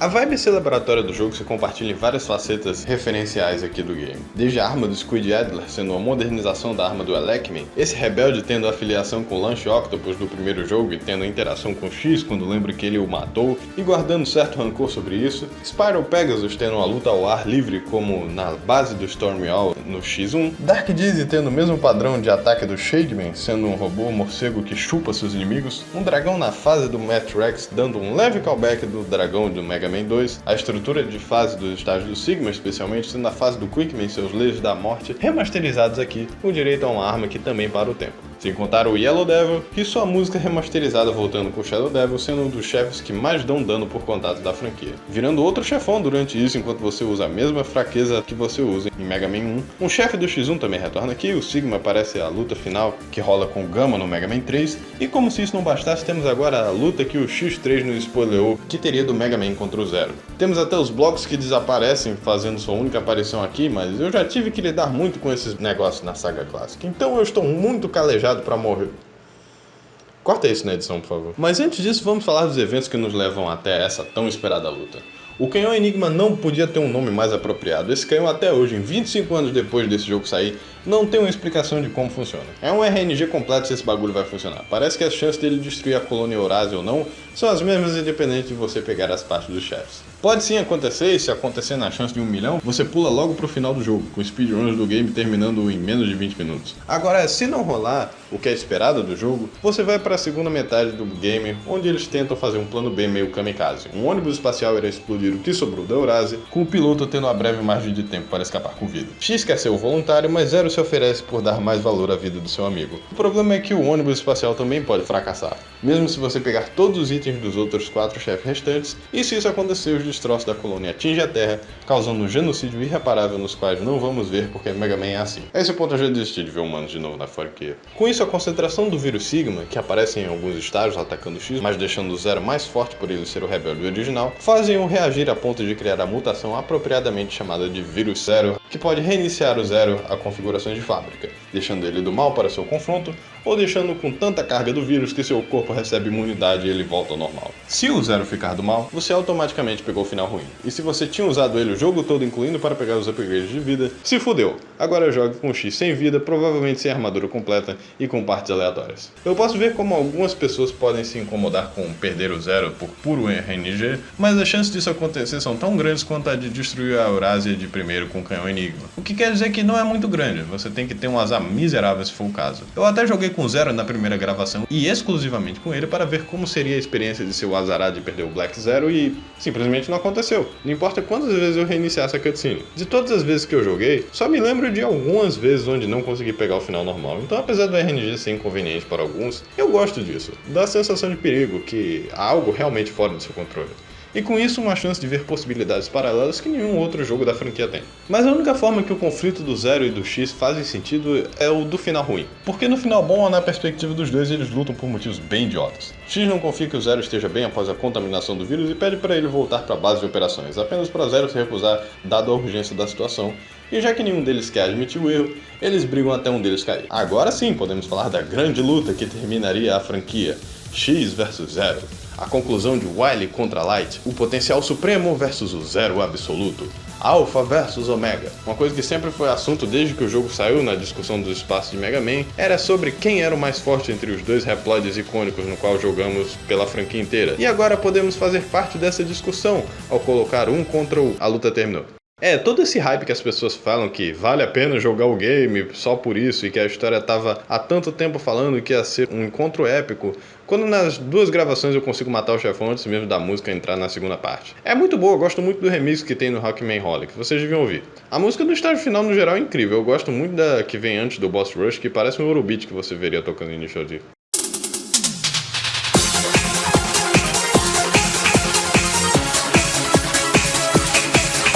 Muita gente pergunta quem é canonicamente o mais forte, quem ganhou nessa luta, já que é terminado em um empate graças a um dos personagens usar o Soul Body para surpreender o vencedor. A habilidade do jogo passado que sequer está aqui. Bizarro, nenhum desses ataques aqui que eles usam eu posso usar. Eu odeio esse negócio de personagem super foda como Boss Fight que não faz nada igual quando você o tem na sua party. Enfim, geralmente essas discussões de X contra Zero se resumem a qual dos dois você gosta mais. Só que na minha humilde opinião, chega a ser bem claro quem é mais forte se você prestou atenção em qualquer coisa dessa franquia. Por mais que eles finjam que os dois são iguais, o Light sempre foi mais talentoso que o Wily entre os dois cientistas da saga clássica. Zero foi criado primeiro, já que não vemos X em um lugar nenhum dos Mega Man originais, o que implica que X foi criado em resposta a Zero. Zero morre para o Wily e tem que ser reconsertado, X não. X derrota o Zero de verdade no X2, se você deixar o Sigma o reconstruir. X é o primeiro a derrotar o Sigma. Enfim, Zero pode ter começado mais forte, mas no momento que o X pegou maturidade como caçador de rebeldes, e especialmente depois de vestir uma das armaduras, podemos ver que Zero foi superado. Favoritismo do Inafune que se lasca. Sim, as armaduras. Bizarro pensar que o X tem tantas até agora. A Suprema é a que estamos acostumados e a 4ª armadura é similar, tirando o dash invencível. Mas a armadura Falcão te deixa voar com invulnerabilidade à troca de um tiro carregado fino, e a armadura Gaia deixa você andar por espinhos, empurrar e destruir essas caixas inúteis que só existem para justificar a existência da armadura Gaia. Ao troco de dar também uns tiros a curta distância, mesmo quando carregados. Tem um motivo de eu só usar a armadura Suprema, o resto só vale a pena para pegar pelos upgrades. Eu acho essas armas bem mais úteis que a do X4, talvez chegando perto do X1 em praticidade. Parar o tempo é sempre útil, assim como a arma de escudo Suprema. São porras a essa que você controla por projétil na hora de passar por esse labirinto preciso para desbloquear um pedaço da armadura. Vai, acerta! A fase do Devil McWhaley lutando contra esse mini-boss o tempo todo enquanto você escapa pela fase também é bem tensa, assim como essa fase de moto que prende seus movimentos antes de começar. Isso aqui acontece com todo mundo que joga pela primeira vez. O legal é jogar se matando, sabendo que tem que pegar todas as bolinhas azuis para destruir a porta que tem um pedaço da armadura. E depois de 500 tentativas vem a Alia falar: "Uau, Zero, sabia que se você pegar as bolinhas azuis você..." "Sei sim, Alia, porra!" Depois, como se por um pedido de desculpas, o jogo te dá reploids para salvar que te recompensam com a vida extra e uma recarga de HP. E dado que quando você morre, você spawna bem perto de onde você morreu nesse game, eu me pergunto porque eles ainda incluem vidas nesse jogo de tão fácil que eles já são. Claro que é um spike de dificuldade no game nas fases do Sigma, mas como não poderiam ter? É o final absoluto da franquia, ou pelo menos o que deveria ser. Mais uma vez é uma sensação de conclusão aqui que não temos em nenhum outro dos jogos da franquia. E eu respeito muito a tentativa e praticamente trato como o final verdadeiro da saga X. Como não ser o jogo mais difícil? É pra ser épico. Tão épico que quando pequeno não consegui zerar o jogo antes dele arranhar e dar defeito, tendo que ter uma revanche com o Shadow Devil depois de crescer um pouco com a X Collection. Finalmente, então, podendo matá-lo com a sabedoria que tinha de tantas jogatinas, mas com as armaduras e tanques que sabiam de pegar graças à internet, eu finalmente fui vingado em meados de 2009. No final, pelo menos o bom, Sigma destrói Zero em pedaços em seu confronto final. Coitado. Um canhão de sua boca é atirado atravessando os dois amigos em uma tentativa de matar os 3 robôs juntos. Mas Zero, com o último de suas forças, dá um tiro desacordado em Sigma, implorando que seu amigo sobreviva. E sobreviver o X consegue. O lugar foi destruído, mas a IA de Dr. Light consegue salvar seu menino e reconstruí-lo. No final ruim, X esquece as memórias de Zero graças a Light achar que seria muito doloroso ao lembrar de seu amigo Teta Verde. Mas no bom, X honra o legado de Zero ao lutar pela paz de humanos e Reploids, utilizando a espada de seu melhor amigo durante o combate. Se estivesse usando apenas parâmetros técnicos, talvez eu ainda considerasse X4 o melhor da franquia, mas com a história de X5, vendo como era para ser o final da saga X no geral, somado à memória afetiva do meu jogo mais jogado do PS1, não consigo não amar esse jogo. E aí, se você achar que o jogo tem problemas que te incomodam a ponto de discordar de mim, eu também entendo. E é por isso que recomendo o Mega Man X5 Improvement Project como alternativa. É um home hack feito por fãs para consertar os problemas mais gritantes do jogo segundo os próprios jogadores, como os corações sendo compartilhados entre os personagens, você poder usar as armaduras mesmo estando incompletas, uma tradução melhor, o ônibus espacial sempre funcionar para impedir o final ruim de acontecer, e de quebra um botão que pula as cutscenes e as interações da Alia caso você não as queira ver em replay. É o melhor dos dois mundos e um conciliamento no qual me faz ver o jogo com o mesmo brilho que tinha quando era novinho. Pra ser sincero, eu fico até feliz que o jogo é tão bom quanto eu lembrava, porque os próximos 2 jogos com certeza não vão ter esse mesmo nível de elogios. 29 de novembro de 2001, menos de 5 meses antes de sair Mega Man Zero, Inafune estava salivando para soltar o jogo sobre seu personagem favorito já feito depois de tantos anos. E do nada ele descobre que estavam fazendo uma sequência para Mega Man X5 pelas costas dele. Há mais de 1 ano depois do lançamento do PS2 ainda por cima. Isso aqui tava pedindo para fracassar em tantos níveis. Não é toda vez que você faz um jogo tão ruim que o próprio criador da franquia tem que se manifestar publicamente com um pedido de desculpas. Esse é o nível que estamos lidando aqui, galera. X6 pode parecer como X4 e X5, pode ter os mesmos controles, os mesmos personagens e os mesmos sprites, mas não é o mesmo jogo. Está para esses dois do mesmo jeito que X3 está para os primeiros jogos X. De primeira instância parece funcionar, mas as gritantes diferenças em qualidade e em design das fases e inimigos dizem mais do que qualquer palavra pode dizer. Eu noto que em alguns espaços da internet sempre há algum revisionismo sobre os jogos antes vistos como ruins que tem uma certa clemência para dizer que tem suas qualidades. Depois do vídeo do Master Alucard, por exemplo, notei que o pêndulo para esse jogo mudou a ponto de dizer que ele conseguiu ser melhor do que o X5 para alguns, desde que você jogue o jogo de uma certa forma, como o quebrando de propósito, utilizando speedruns. E desde então o pessoal que cresceu com o jogo e tem uma certa nostalgia com ele conseguiu achar razões para defendê-lo. Eu tinha esse jogo na infância, galera, e até o eu de 6 anos notava que tinha algo drasticamente errado nesse game aqui. Falar que esse jogo é bom porque ele é nostálgico, pra mim é tipo achar que apanhar de cinta é nostálgico. Vamos começar pelo positivo. Essa é de longe a melhor trilha sonora de todos os X. É tipo o Sonic ou Six, onde tudo é ruim, mas eles tentam compensar fazendo uma trilha sonora do caralho. Menção honrosa pra fase do Infinite Imagination, que é literalmente The Final Countdown.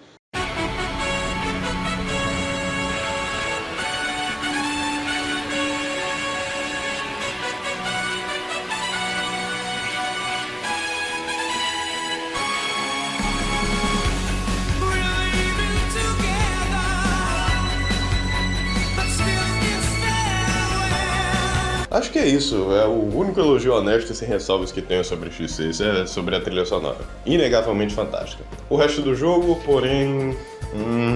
Que tal ir pela história primeiro? Já começamos com uma contradição. O jogo se passa 3 semanas depois do final ruim de X6, onde a Eurasia colidiu com um planeta e espalhou o vírus Sigma na Terra. E o que sobrou da humanidade vive embaixo do planeta, com X usando a espada de seu amigo Zero para honrá-lo. O problema é que a parada da espada do Zero só acontece no final bom, porque no final ruim o Zero morre antes disso e não consegue matar o Sigma da forma que o jogo mostra na abertura do X6. Além disso, o jogo se passa 3 semanas e não 3 anos depois, como o X5 disse. Eu nem apertei Start ainda, já tem problema de continuidade nessa merda.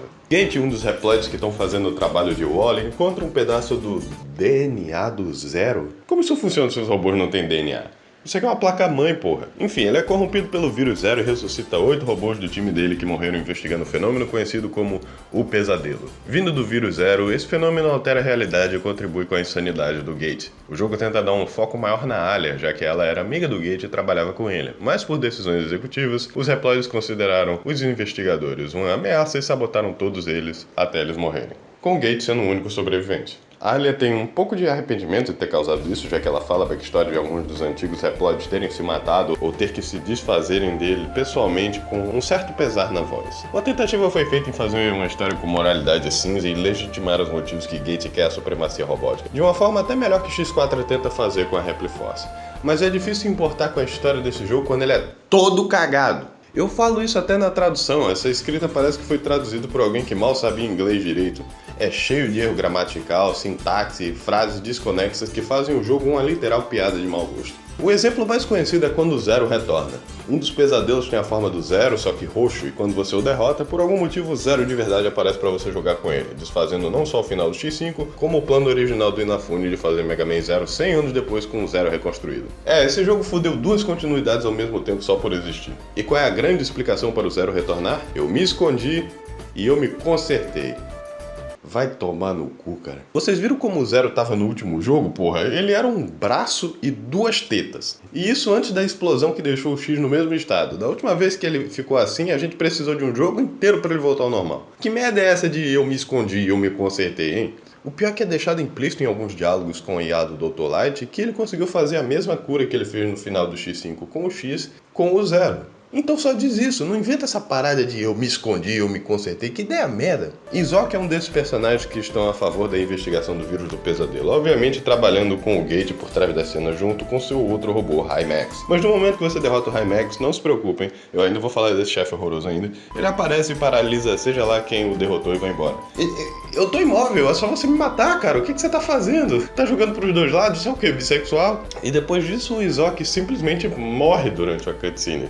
Ele só para de funcionar e nunca mais ouvimos falar dele. O que foi isso? O Reploid tem o equivalente de um derrame também? Ele tava velho? E acabou que quem mata o Gate não é nem o Zero ou o X, mas o Sigma, que foi ressuscitado do nada e que de repente aparece pra matar o cara. Por que não podemos ter um jogo que não tenha o Sigma? Oi, Dynamo.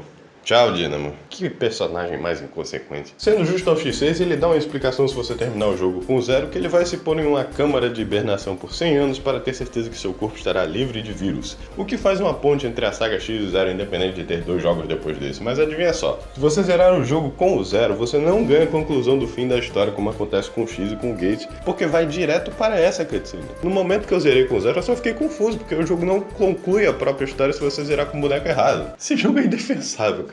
O gameplay é a coisa mais perto que você vai ter de um ROM hack sendo transformado em um jogo oficial. Sabe aquelas fases toscas do Mario Maker que são só algum filho da puta deixando o jogo inteiro difícil, cheio de partes onde você é forçado a tomar um hit pra continuar? É tipo isso, só que pro jogo todo. Não tem uma fase boa nesse game. Todas elas têm problema. Pra começar com os próprios vírus do pesadelo. Eles são esses bichos com tentáculos que dropam essas coisinhas azuis. Se você não conseguir pegá-las, elas respawnam e você tem 1,5 segundos pra pegar antes deles ficarem menores, que os fazem valer menos. Coletar essas almas deles te dá espaço para desbloquear as partes que você pega dos Reploids que você salva. Você lembra do X5, né? De vez em quando eles apareciam, mas nada muito intrusivo, dado que o jogo te respawna em lugares tão seguros e tinha tão pouco perigo. Eu até me perguntava a necessidade deles te darem vida e HP. Aqui eu dou graças a Deus que eles existem, porque eles são essenciais para tolerar o bullshit que você vai aguentar nessas fases. Os efeitos dos pesadelos podem fazer de tudo, spawnar bloco no meio do mapa, soltar bola de fogo no mapa de gelo, escurecer a tela para o jogo ficar intragável de se jogar, colocar esses mosquitos que te deixam incapaz de atirar, a não ser que eles saiam do caminho. Com tanto que eles aparecem, parece mais que o X tem que tomar cuidado com o vírus da dengue do que com o do pesadelo. E essas silhuetas do X e do Zero também que te perseguem em todos os lugares. O que? Você pensou que dava para descansar aqui e estava seguro da avalanche?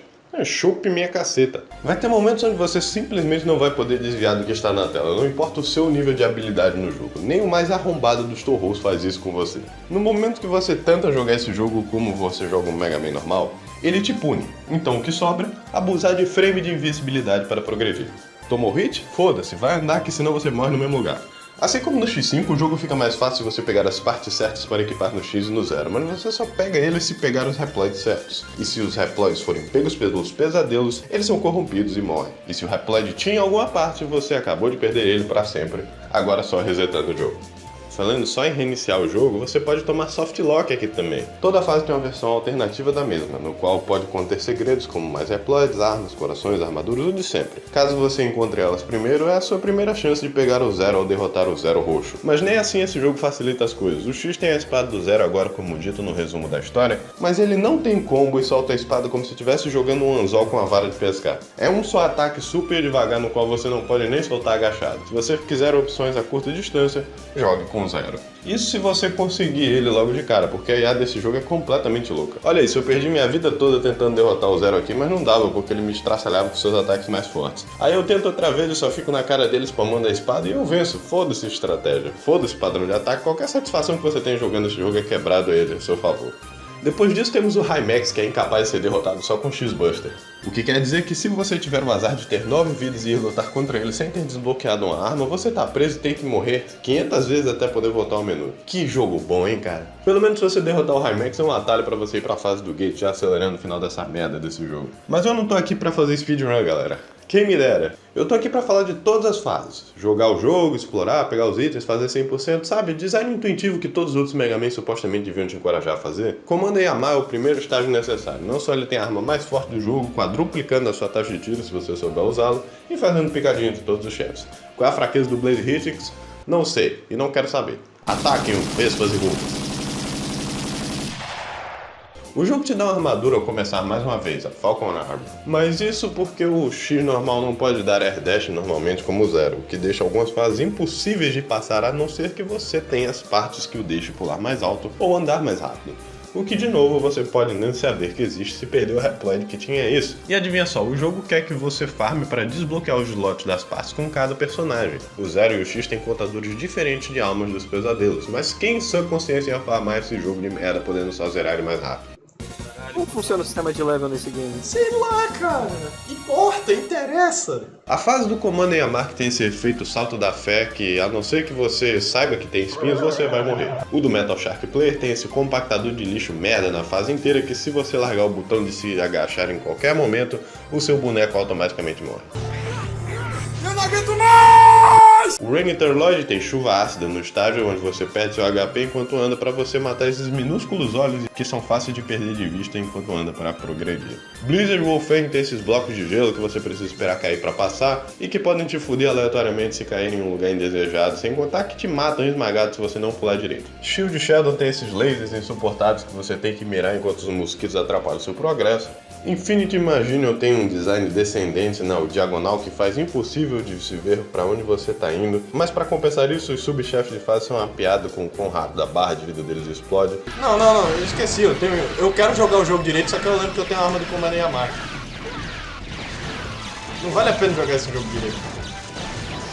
Olha como eu tô sendo recompensado de jogar mal. Mas a compensação some pelo spam de ataques que é soltado do chefe enquanto ele se multiplica. Ground Scaravich é literalmente um besouro que rola merda e a fase dele reflete isso muito bem, dado que há um coração e uma armadura que dependem completamente de RNG para você entrar na parte do estágio que eles estão. Não pegou? Sai da fase ou morre e tenta de novo. E é claro, não podia esquecer a fase do Blaze Hitchix. Você entra no estágio e aparece a porra de um donut que era para ser uma cobra.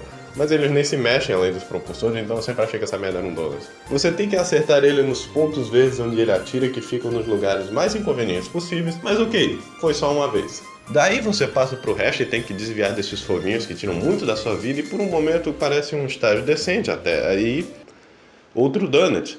Tá, preguiçoso, mas dá pra matar. Aí, depois de uma breve pausa, você tem a escolha de ir pra cima ou pra baixo. Pra qual lado você vai? Não interessa, porque os dois têm o terceiro donut. Passando disso, mais um donut. E esse é o pior de todos, porque a lava roxa, seja lá o que isso significa, cobre metade da tela e você não tem a opção de atacar por baixo. Aí você sai daí e... Ops, acho que era pra eu saber que não tinha chão nesse lugar. Esse jogo é pior que comer um cu cheio de bosta.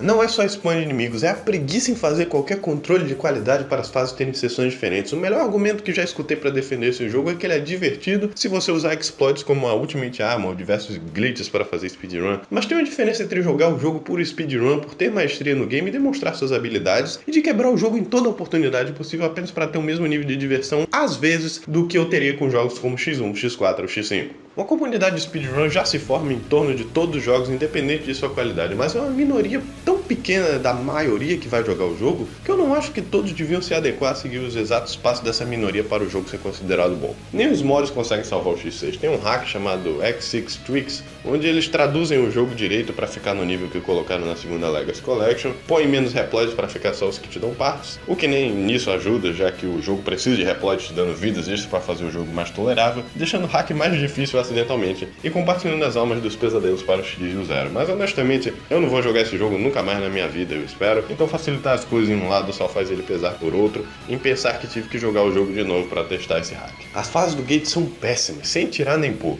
Para começar, no fetiche de espinhos que esse jogo tenha colocado na entrada da fase. É impossível você passar daqui sem estar ou com o Zero, que consegue pular pelos estágios, ou com a Shadow Armor, que você gruda pelos espinhos sem tomar dano a custo de grudar em todas as paredes, o que ajuda muito nessa fase onde você entra e espera a lava te matar enquanto o jogo trava seu controle. O Gate é a pior luta final que existe nessa franquia. Ele não toma dano de nada a não ser do seu próprio ataque, que você tem que soltar explodindo as orbes dele, em pequenas orbes que também te machucam, então não tem como bater nele sem tomar dano em muitas situações, especialmente com o Zero. Não só isso, mas ele também te persegue teleguiadamente em um ambiente onde as plataformas estão aleatoriamente colocadas. Essa luta nem seria difícil se eu tivesse um chão para pisar, mas eu posso cair aqui e simplesmente perder todo o meu progresso. Eu falei que ele pode remover plataformas com ataque também? Pois é, ele também pode ficar um tempão sem soltar uma orbe porque depende do padrão de ataque da inteligência artificial dele. É por isso que não dá pra defender esse jogo. É tipo se eu ouvisse todos os problemas que as pessoas têm com o X5 e falasse: bem, você pode só fazer speedrun pulando todas as fases, atirando o canhão e zerar o jogo, ué. Tá reclamando do que se você não está usando a forma mais otimizada de terminar o jogo o mais rápido possível? Como você usa explorar o jogo pra ter mais conteúdo sobre ele? Skill issue, né? A única coisa que esse jogo acertou foi em deixar a Alia e seus diálogos genéricos como opcionais, mas com os tanques de energia ainda indo apenas para o personagem que você usou para pegá-los, não serve pra muita coisa. A esse ponto eu só tô feliz que acabou. Vamos pro próximo antes que eu fique insano. De verdade, o que aconteceu aqui? Eu não uso de eufemismo algum quando eu digo que esse jogo é um dos piores já feitos, e minha lista de jogos inclui Big Rigs Over the Road Racing e Demonofobia. É tão ruim que, ao contrário do X6, ninguém tenta argumentar a favor desse jogo. Deixa pra lá, tem doido pra tudo mesmo. 17 de julho de 2003, Inafune já estava de cabeça em Mega Man Zero, tendo terminado um mês antes e já querendo fazer o 03 no ano que vem, o que quer dizer que ele estava cagando e andando pra qualquer coisa que fizesse na saga X faz anos.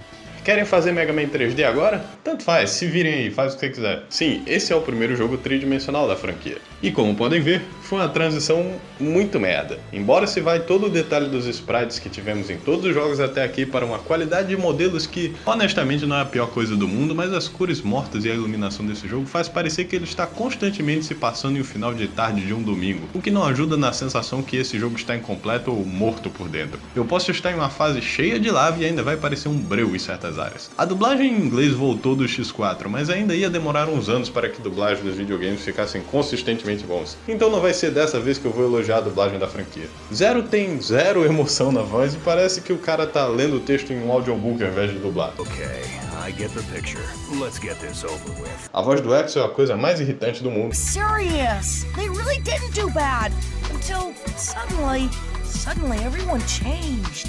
E a mixagem desse jogo é tão ruim que não dá pra ouvir a música entre a Alia te interrompendo para falar as mesmas coisas inúteis de sempre, os chefes spamando as mesmas falas, os seus tiros, os tiros dos inimigos e a sua sanidade sendo corroída.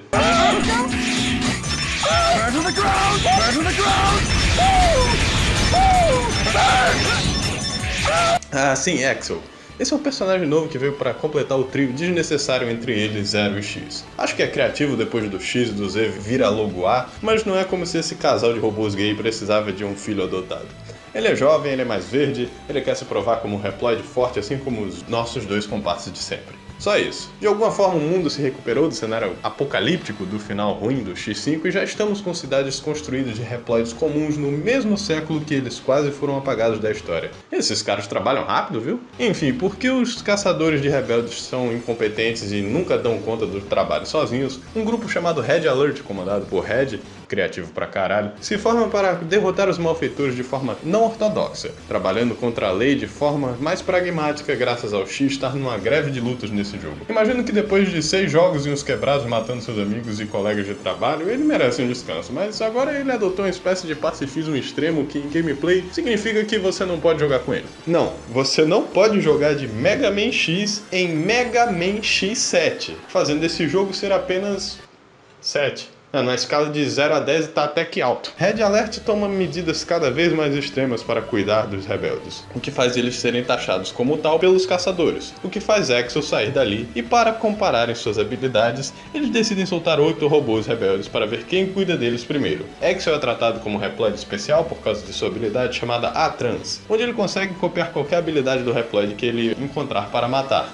que estava sendo usada para produzir o exército em massa de quem mais? Sigma, também sendo responsável por fazer a cabeça do Red para ele ficar mais malvado. O dia salvo, Axel se junta ao grupo do X e do Zero se finir. É uma história até que funcional, apesar de formulaica para o jogo que estamos lidando, o que é um problema já que mais nada nesse jogo presta. Não presta nem de forma similar ao X6, é ruim de uma maneira completamente diferente na qual chega até a ser difícil pôr em palavras. Isso aqui é tipo se o pior jogo licenciado de um desenho mid do PS2 se transformasse em uma adição para uma franquia antes incrível. Até os elogios da história são da boca pra fora, porque não só a dublagem é ruim, como a apresentação de visual novel dessa vez é impossível de acelerar o texto. Às vezes eu prefiro só pular a cutscene do que saber o que tá acontecendo. Entre a apresentação ruim, a dublagem sendo pior e ter que esperar tudo na velocidade de uma lesma, eu não consigo gostar da história apesar da evolução que veio antes. Eu joguei esse jogo inteiro quase no fast forward e no mudo e ainda senti que foram as horas mais longas da minha vida. A mudança para 3D já não é bem-vinda, mas tanto em 2D quanto em 3D você não anda com pressa nenhuma e até o seu dash é devagar. Morrer aqui, acima de tudo, é um atraso. Um lembrete que você vai ser forçado a fazer a mesma coisa de antes aqui, perdendo cada vez mais do seu tempo sem ter nenhuma diversão no processo. Axel não é tão diferente do X em termos de controle. Ele consegue planar no ar se você segurar o botão,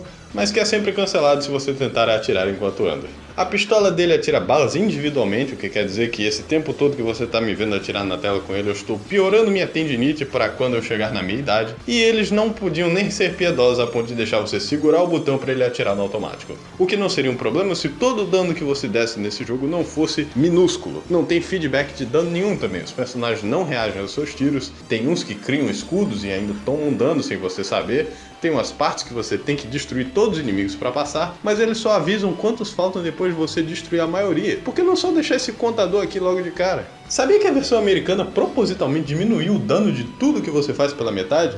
É como se o jogo não fosse ruim o suficiente sem isso. Para forçar você a jogar com Axel, tiveram que nerfar o Zero e impedir você de jogar com o personagem titular. E eu acho que isso já é motivo suficiente para não gostar do Axel. O Zero dá um bom dano, mas à custa de um péssimo alcance. Ao invés dele ter aquele pulo giratório na vertical, agora ele só tem um único ataque na horizontal que não acerta ninguém por comparação. E com tanta coisa que se mexe nesse jogo, é impossível acertar alguém sem tomar dano no processo. No momento que você desbloquear o X, você vai deixar o Zero cair no esquecimento. Sim, o X larga de cu doce e vira um personagem jogável se você salvar reploides o suficiente. E seu tiro carregado é essencial em algumas das lutas se você não quiser arrancar seus cabelos. Mas aí que tá o problema. Salvar os reploides já é difícil, já que eles não morrem por vírus pesadelos, mas por qualquer dano que tomam nas fases. Não só isso, mas eles também te dão partes permanentes que, junto com os corações, mais uma vez, não são compartilhados entre os 3 bonecos. Terceira vez que isso acontece, esse ponto é só incompetência. Não consegue nem acertar mais a estética dos itens de HP e de munição. Qual desses aqui vai me dar o quê? Não dava pra fazer um modelo 3D do que já tinha antes ao invés dessas órbitas de luz? Eu não sei o que é uma vida extra aqui por causa disso. Eu mal cheguei a usar as armas que o jogo me dá porque ou elas são péssimas ou no caso das lutas com os chefes, eles reiniciam um padrão de ataque que graças ao tempo que passam invulnerável, é mais fácil só matar no pelo toda vez. Zero ganha uma lança no lugar da mesma espada de sempre? Foda-se, uso de sempre que é o que funciona. É com merda como essa que eu consigo apreciar os jogos passados, incluindo o X6 pelo design sonoro e o quanto isso é algo subestimado nos jogos. Quando eu matava um chefe antes, era insatisfatório, eu ouvia ele explodir com clareza, meus tiros conectavam, enquanto aqui só me dá alívio que eu estou um pouco mais perto de terminar meu sofrimento. Pela primeira vez temos um regresso no jogo em termos de gameplay, porque os personagens agora podem cair ao tomar dano e ficarem meia hora deitados no chão. O que quer dizer que você pode escorregar das plataformas que se mexem e morrer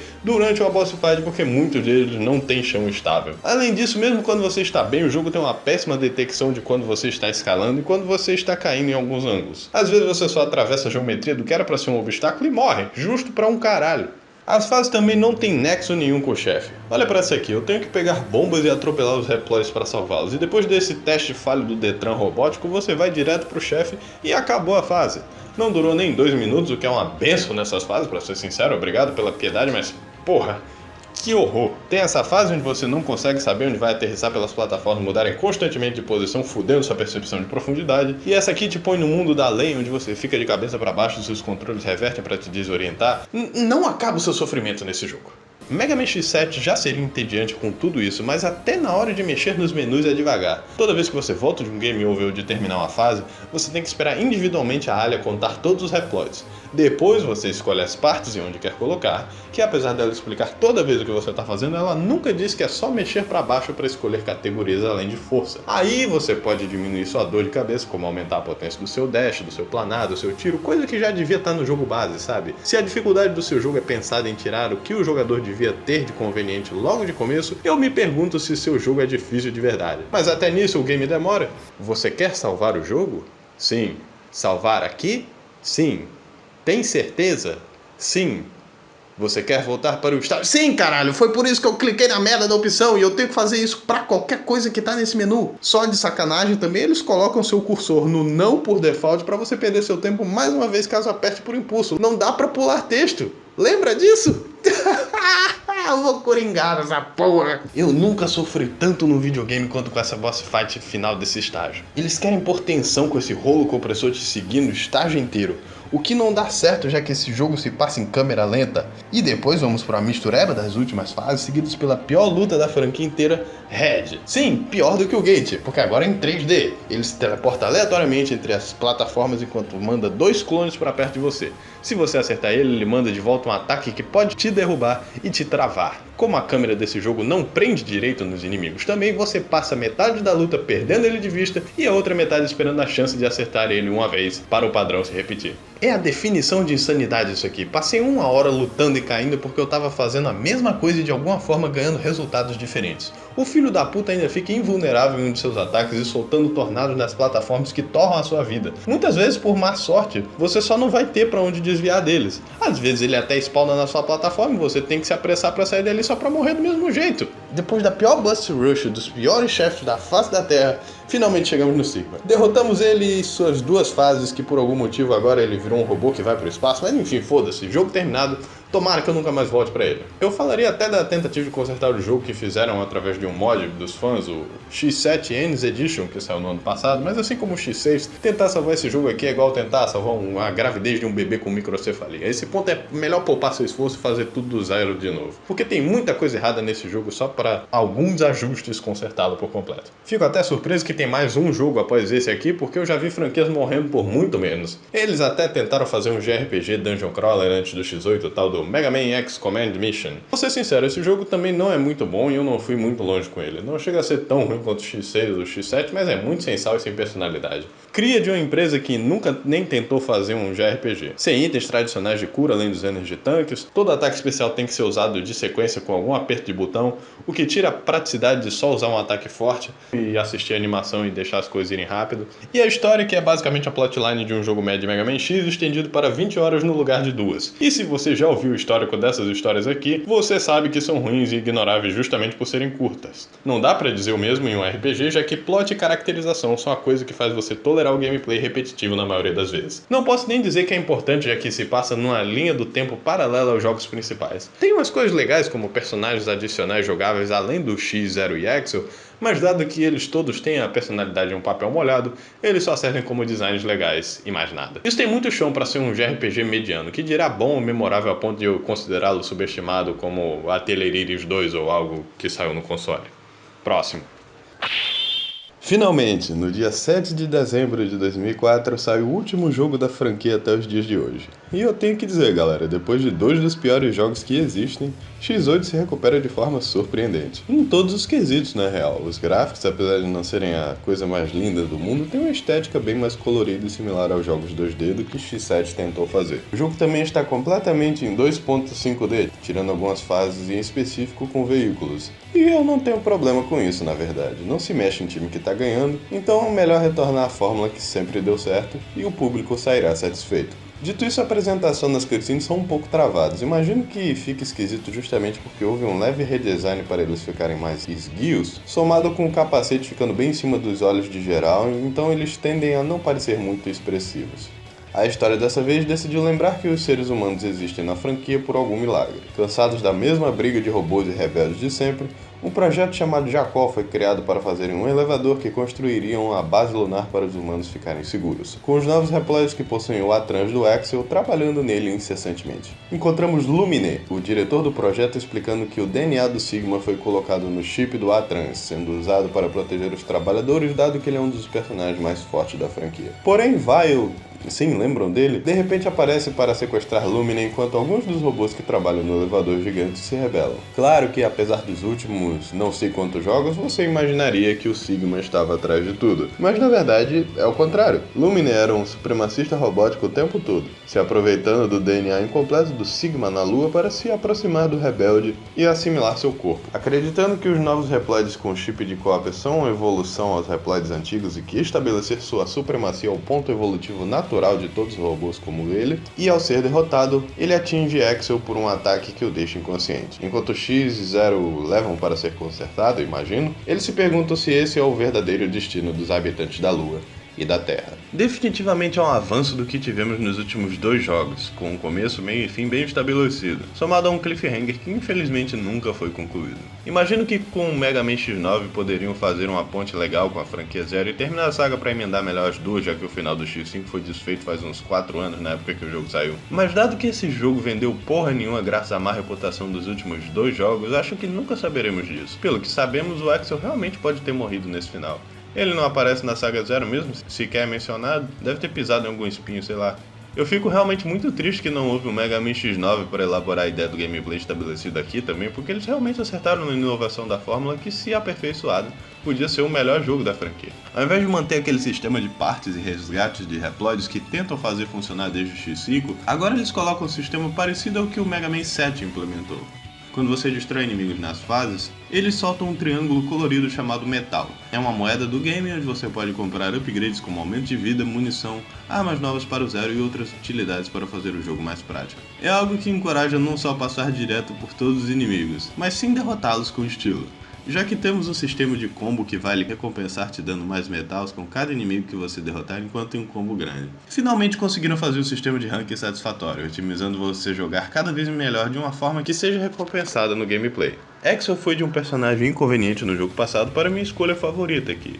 O tiro metralhadora dele agora foi pro automático, o que quer dizer que, graças a Deus, não tenho que ficar apertando o botão repetidamente, e seu tiro com menos dano faz com que seus combos sejam mais fáceis de acumular. O Atrans continua bem inútil, tirando quando você o usa para pegar metais escondidos que foram feitos para adquiri-los. Acho que esse negócio funciona mais como um plot point do que uma mecânica na história mesmo. Ainda assim, nenhum personagem aqui é ruim de jogar. X tem a armadura de sempre, que só pode ser pega se você estiver jogando com o próprio, mas a armadura de Pegasus e Ícaro podem ter suas partes misturadas como uma armadura só. Então não apenas voltamos a ter armaduras que têm usos individuais de partes, como o fator replay de usá-las de forma diferente faz as possibilidades serem infinitas. Você quer um tiro laser ou um tiro de 3 direções? Um pulo mais alto ou um pulo-ataque que faz o X parecer o Super Mario? Dr. Light realmente se superou com essa ideia, nem a armadura suprema se compara à diversão de ter essa brincadeira de tira-bota com as peças, apesar do Shoryuken voltar a ser legal.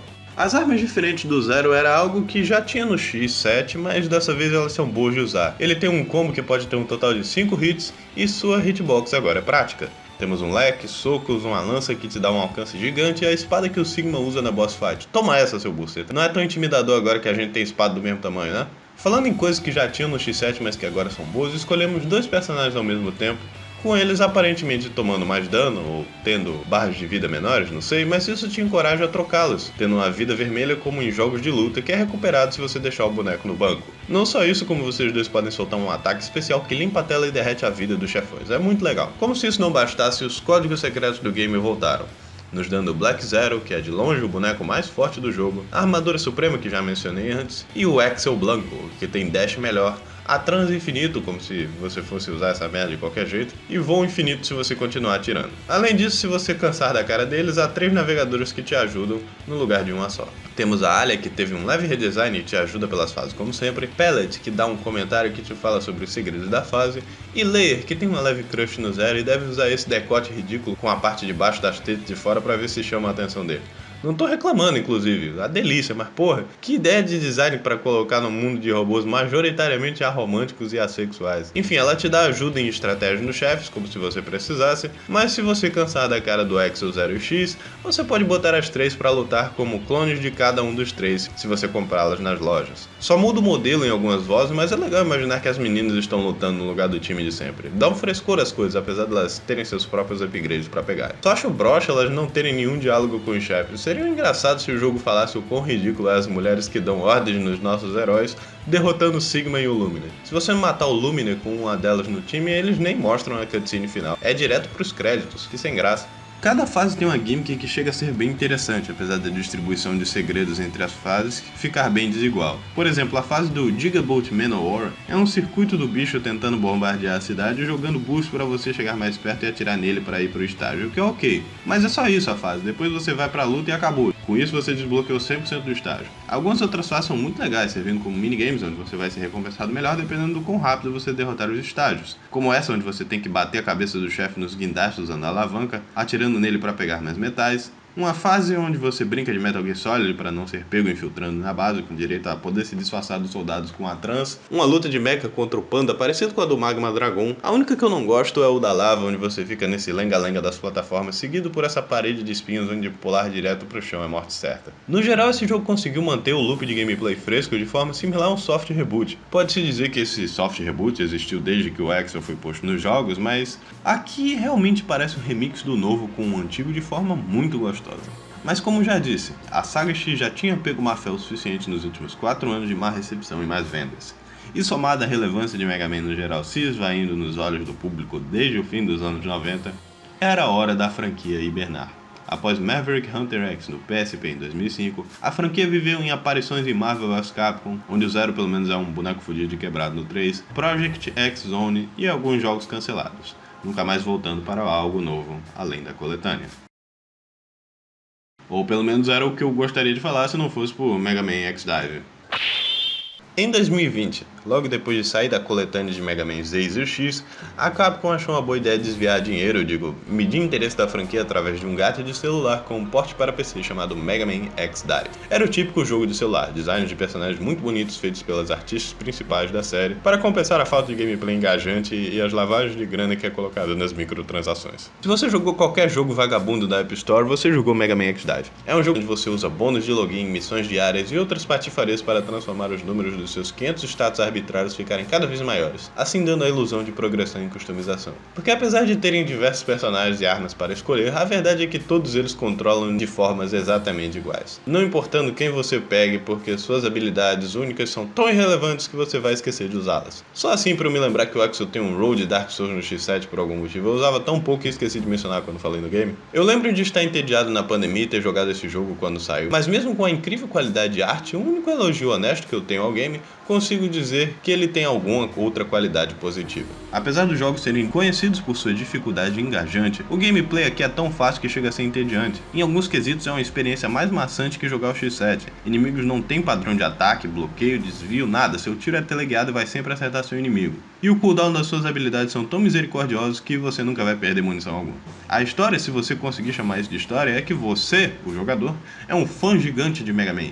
E um dia o contínuo espaço-tempo fez e bagunçou todos os jogos em um só na realidade, fazendo você e essa navegadora chamada Rico ir consertar as coisas. Bem presunçoso dizer que o jogador é um fã gigante de Mega Man quando o último jogo da saga X a esse ponto tinha saído 15 anos atrás. Por mais que você saiba, eu podia ser um moleque ranhento que nunca ouviu falar de um Mega Man na vida e só fui checar esse jogo na App Store. Talvez eu devia ter deixado esse jogo pro último nessa retrospectiva de Mega Man, já que ele tem personagens da saga clássica, Zero, ZX, Battle Network e etc. no jogo. Mas pelo X no nome não podia não mencioná-lo. Sem contar que a maioria das ideias de gameplay são tiradas dos jogos X, até da estética visual. O jogo apela muito pela nostalgia, mas se você já jogou os 8 jogos de dever de casa, como eu já fiz, você obviamente não vai precisar de um tutorial condescendente explicando como se abaixa, como se atira, enquanto deixa o jogo se jogar de forma sozinho, enquanto falando, olha, essa é a fase do Mega Man X, você lembra dessa fase? Sim, eu lembro. Agora para de me tratar como se eu estivesse vendo Dora Aventureira. Esse jogo é preguiçoso até pro padrão de história self-insert de jogos de celular. São diversos mini estágios que, se fossem um dos jogos passados, teriam que pegar 10 desses aqui para parecer um estágio completo de tão vazio e sem incidente que eles são. Você está jogando versões piores e mais curtas de fases recicladas de 20 anos atrás, com direito à interrupção de diálogos de uma história vazia. E se você se incomodou de eu falar rebelde no lugar dos Mavericks aqui, saiba que a tradução de X-Dive é tão merreca que eles só traduziram para irregulares por não saberem como adaptar do japonês aqui.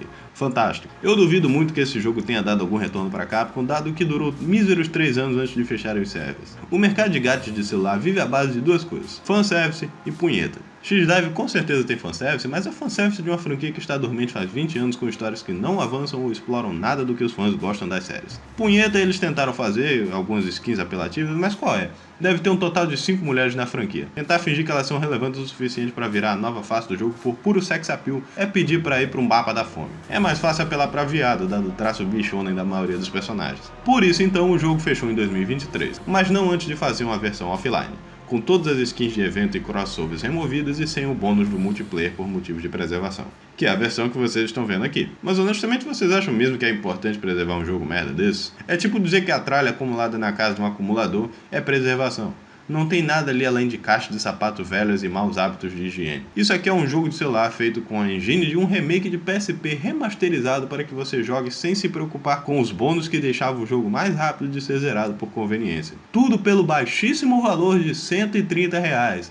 Muito obrigado por sua humildade, dona Capcom. Dobro e passo pro próximo. Nada de valor seria perdido se esse jogo só ficasse fechado e deixasse de existir. Por mais que eu ache outros jogos como Fate Grand Order, Fire Emblem Heroes ou Nikke Goddess of Victory igualmente buchas, pelo menos é inegável que eles são sucessos comerciais por saberem seu público. Deviam ter usado mais skins de Street Fighter para ver se ganhavam vendas pela punheta nostálgica. Não compre esse jogo, ainda mais quando temos as coletâneas Mega Man 11 ou os inúmeros projetos de fãs para se apoiar. Porra, jogue no remake de Mega Man X8 no lugar disso, é de graça e foi feito por um brasileiro que é tão bom quanto o X8 normal. Não chega a ter o Axel ou o Zero, mas só a fidelidade artística de fazer um jogo 3D parecer perfeitamente uma versão widescreen do jogo de Super Nintendo mostra bem mais amor e respeito à franquia do que o X-Dive. E eu achando que ia terminar esse vídeo em um tom positivo com o X8. Bom, essa é a franquia de Mega Man X. No geral, apesar da clássica ser muito mais consistente em termos de qualidade, eu não estaria mentindo em dizer que a saga X tem altos mais altos e baixos mais baixos. Por mais que nunca se concretize, dá pra ver que ela tem muito mais ambição, dado que nenhum jogo é 100% igual. Se são bons ou ruins, são por motivos diferentes, se reinventando de forma que, mesmo tendo menos jogos do que os clássicos, há mais a se falar. Acho que só Sonic, além da saga X, é uma franquia que tanto um dos melhores quanto os piores jogos já feitos podem ter os mesmos personagens. E queira ou não, mesmo nos piores momentos, não consigo dizer que não vale a pena jogar um desses. Pelo menos o X1, X4 ou X8 são games que consigo recomendar com facilidade para qualquer um como ponto de partida. Então, se você se sentir interessado, eu recomendo de bom grado ir atrás de um desses. Os games estão mais acessíveis do que nunca graças às coletâneas, então com a nova guarda de fãs fiéis aparecendo, espero ter feito mais um ou ter adicionado a discussão de forma interessante. Também espero que nenhuma das outras franquias me façam fazer um vídeo tão grande quanto esse de novo. Puta que pariu! Tô vendo que vou ter que estender esse projeto pro resto do ano. Que inferno! Uau, você conseguiu ver esse vídeo até o final. Meus parabéns. Não é todo mundo que chega aqui. Então aproveite, dê o like, se inscreva, comente o que achou e mais essas outras coisas que sempre me ajudam no algoritmo. Fazer um vídeo que demora 3 meses para sair é o máximo de tempo que eu posso fazer, porque esses vídeos demoram tempo e esforço para jogar todos os jogos e falar deles de forma boa, só que foi cansativo pra cacete. Faz um tempo que eu não faço um vídeo de 1h40 desse tamanho, ainda mais logo depois de um outro que foi mais de 1 hora. Então eu não vou mentir que foi um processo bem exaustivo. Se vocês puderem ajudar da forma que vocês puderem, seja me seguindo nas outras redes sociais, avaliando o vídeo, usando aí essa ferramenta nova de Hypar, que pelo visto ajuda bastante a chegar em novas audiências, eu agradeço muito. Se você quiser me dar uma força mesmo, você pode acompanhar minhas lives, onde estou aceitando doações, ou virar um membro do canal, porque aí você vai receber prévias dos vídeos, prévias dos roteiros e acesso antecipado a tudo. Sem contar que agora tem um server no Discord onde você pode pegar o acesso e ter um contato maior comigo. Talvez, não sei, eu tô ocupado, minhas aulas já começaram e eu enrolei demais nesse vídeo. Não se preocupe, o próximo vídeo vai ser bem mais curto e eu não vou sumir de novo tão rápido assim. Muito obrigado mais uma vez pelo seu tempo. Obrigado de verdade a todos os membros que estão aparecendo na tela e até mais.